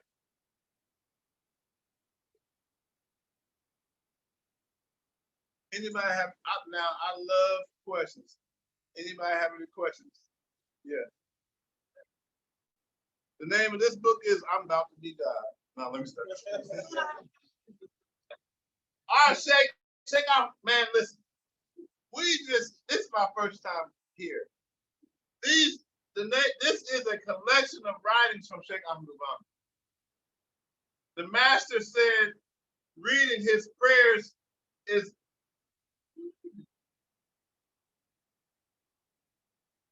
the master said reading his prayers is better than studying with the Sufi Sheikh, because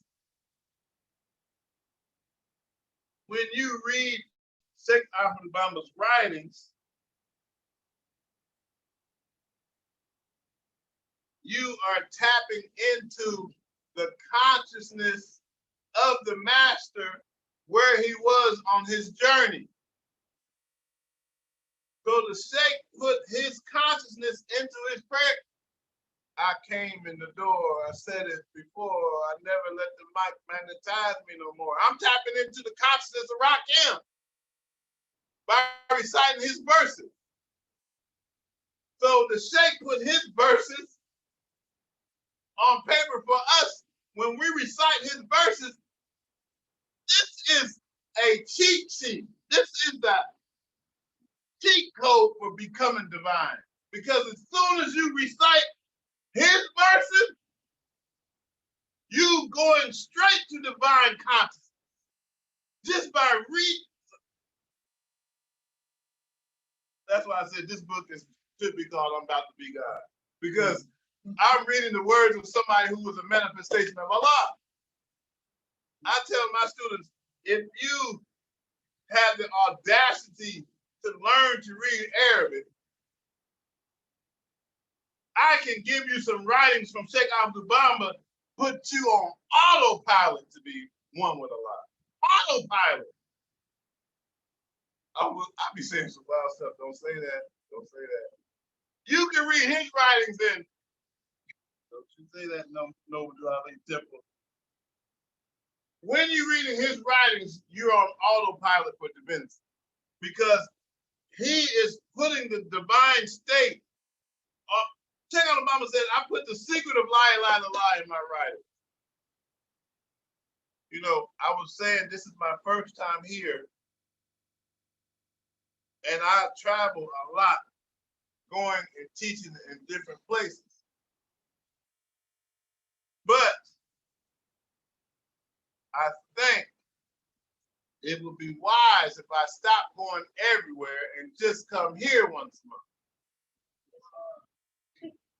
I don't know if the Sheikh would like that, because they got running the temple, they got a set program.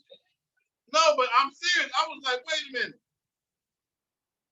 I done found possibly a home for the teachings without me going. I'm like, I can teach in Philadelphia where I'm at, come here and teach once a month and be good. I ain't gotta go everywhere no more. If people want to see me teach, you could come to Philadelphia or come to the Sheikh's Temple in Newport News once a month. I'm about to tell these people I'm not coming. No, I went to Africa 16 times. You know, I've been across the ocean 16 times. I think it might be time for people to come see me. I mean, I'm not trying to be arrogant. Allah forgive me. But I was like, I done spent thousands of dollars in plane tickets going back and forth to learn from the master. You can buy a bus ticket and come see me in Virginia or Philadelphia. I don't think that's too much to ask. What you think, young man? Should I keep going everywhere or just come here and teach once a month? What would you suggest? And the child shall lead them. The child shall lead them. So next month, I'm supposed to go to D.C. Month after that, I'm supposed to go to Macon, Georgia. The month after that, I'm supposed to go to New York. Now, I am going to Switzerland in November. Can't stop that trip. Stop me a lot. I was in Switzerland last month teaching at a Sufi conference in the Swift Alps. Then people over there, it's some real seekers of God in Switzerland. I couldn't believe it. I could not believe the love I received over there in Switzerland. So now they invite me to come teach in Italy in November for a week.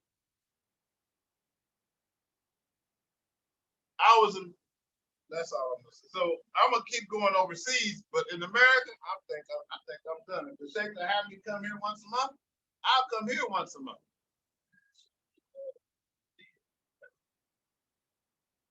Yeah, I was thinking that yesterday. Like, hold on.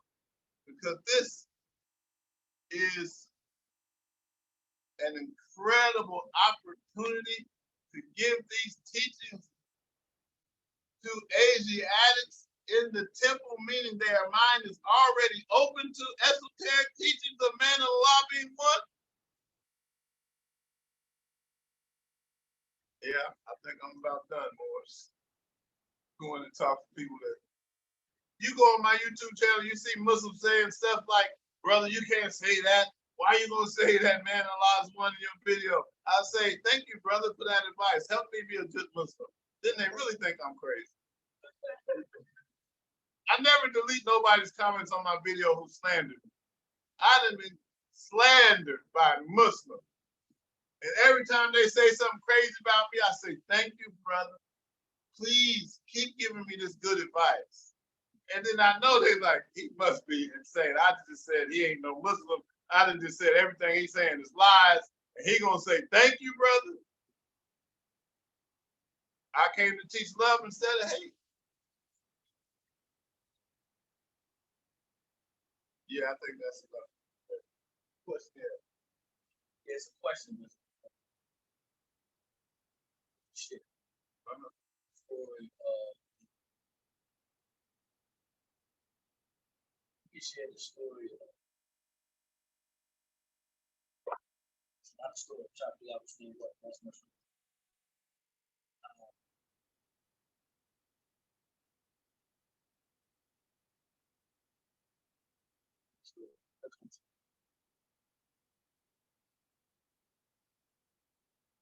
I think this phone might be getting ready to die.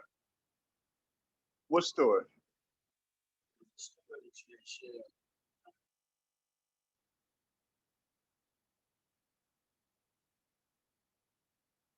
King.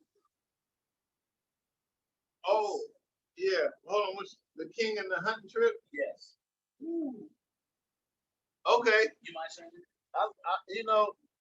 I love to.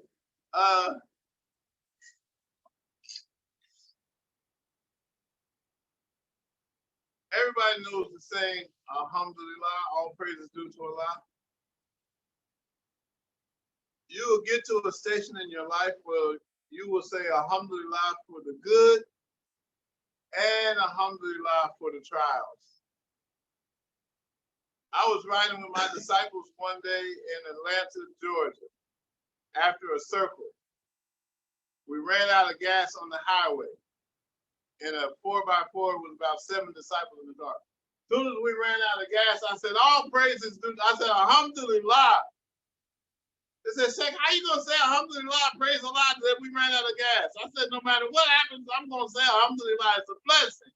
We don't know if it was a semi-truck coming down the road. We don't know what Allah We ran out of gas. All praise is due to Allah for running out of gas.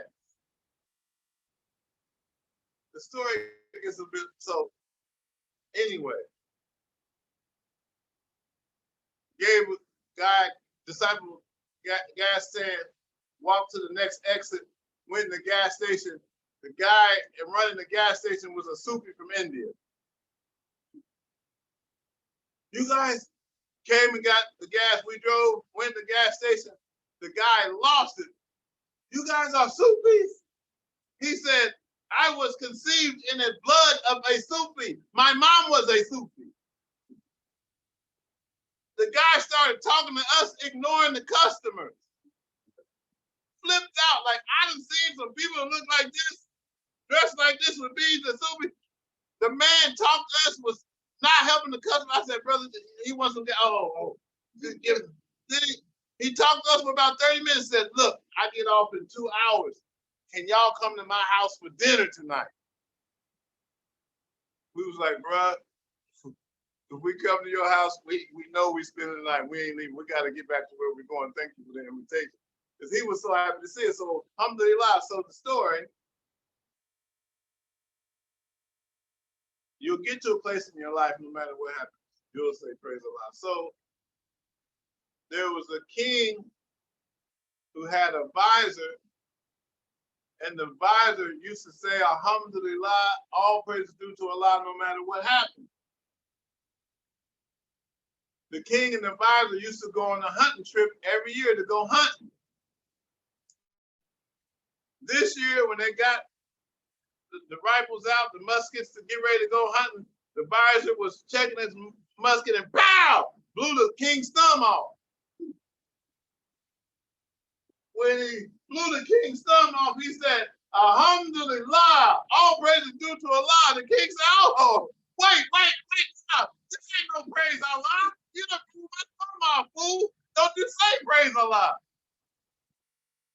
The Bible said, alhamdulillah, I blew your thumb off. All praise is due to Allah. King said, man, if you say that one more again, I'll put your monkey ass in jail. He didn't say that, but he said, if you say praise Allah for blowing my thumb off again, I'm putting you in jail.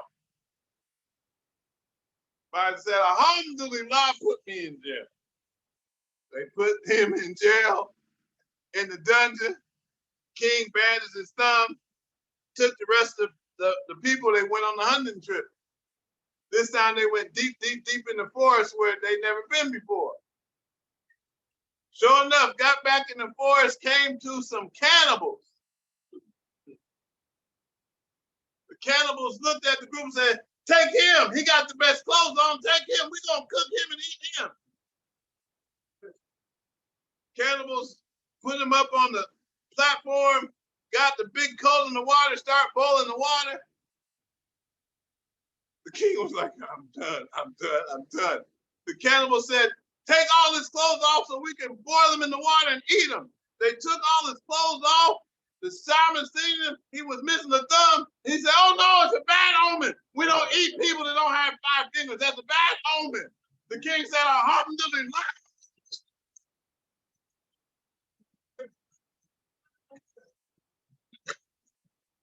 He said,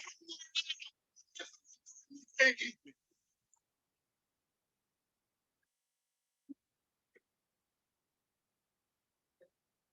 He said, oh no, my best friend is in the dungeon. Let's get my best friend. And I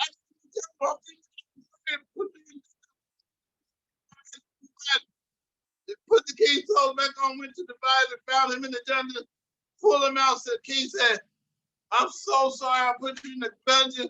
Alhamdulillah, I didn't have no thumb. Please forgive me, you was in jail. But we ran into these cannibals. They couldn't eat me because I had missing a thumb. Please forgive me, put you in jail. The fighter said, alhamdulillah, I was in jail. The king said, why you say alhamdulillah he was in jail? He said, alhamdulillah, if he wasn't in jail, they would have ate bees.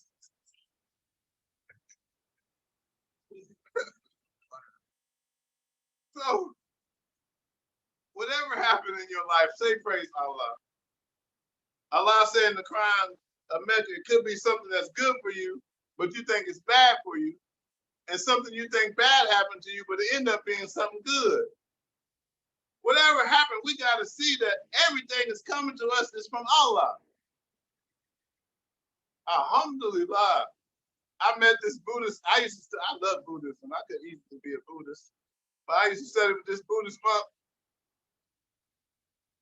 Where was I at? I lived all over. I was in Birmingham, Alabama, going to the Buddhist temple, studying with the monk. Buddhist monk told me, he said, people look for happiness in the wrong place.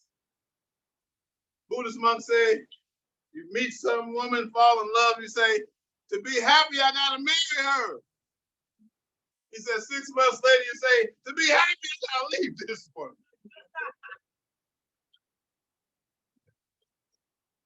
I was like, what was his name was Ajita Fa. I said, Ajita Fa, that's an incredible story. He said, yeah, you meet somebody, fall in love, say, I got married to be happy. 6 months later, you say, I gotta divorce this lady to be happy. He said, the problem is you're looking for happiness in an outside source. He said, true happiness can only come from inside of you, brother. Don't never look for something on the outside to find your happiness. Say alhamdulillah and be happy.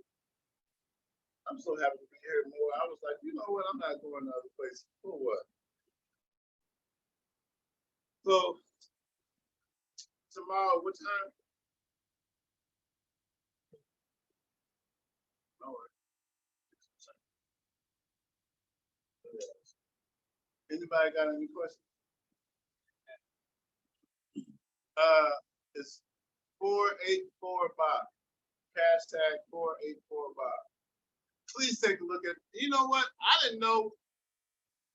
You know, I write books, but I never think about it. I didn't know that book, Destruction of the Lower Self, was so deep till today, brother. When you was reading that, I was like, damn, who wrote that? You was reading, I was like, because I never heard nobody read something that I wrote before. This is the first time, but you was reading, I was like, I said that on paper. Allah is my witness, I was shocked. I didn't know that book was like that. That book is cold-blooded, excuse my language.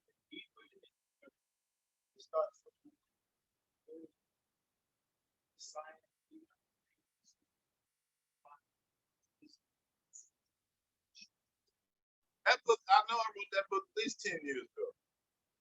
I ain't never read, you know, when you was reading that book, I was like, I'm always teaching. I have written 11 books with different names because I don't want the Muslims looking for me. So I got all the books on Sufism, meditation, whatever. But I'm always teaching other sheikhs' books. I'll teach somebody's book from 1,000 years ago or some sheikh from. But when you reading that book, I was like, I should probably be teaching my own book. That book, I hate to say it, that book is stock for Allah, forgive me, but I'm supposed to have no ego. But when you was reading that book, Destruction of the Lower Self, I was like, man, that book heavy. That book heavy. And putting it with the Circle 7. Then I didn't get into it. Where it talks about how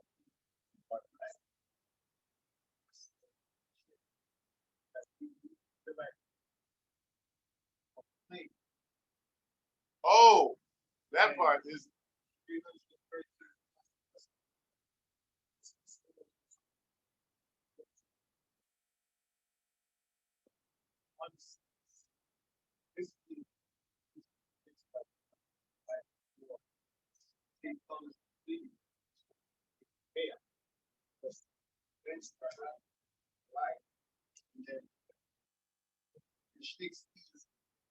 smoke, which is clean.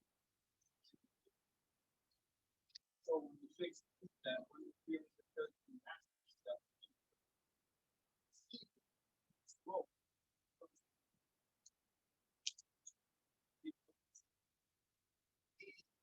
Blowing air. On leave.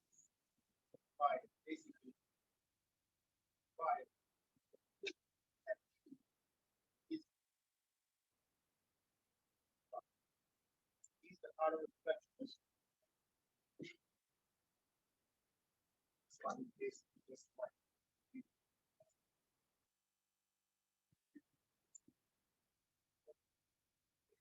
All right, good family.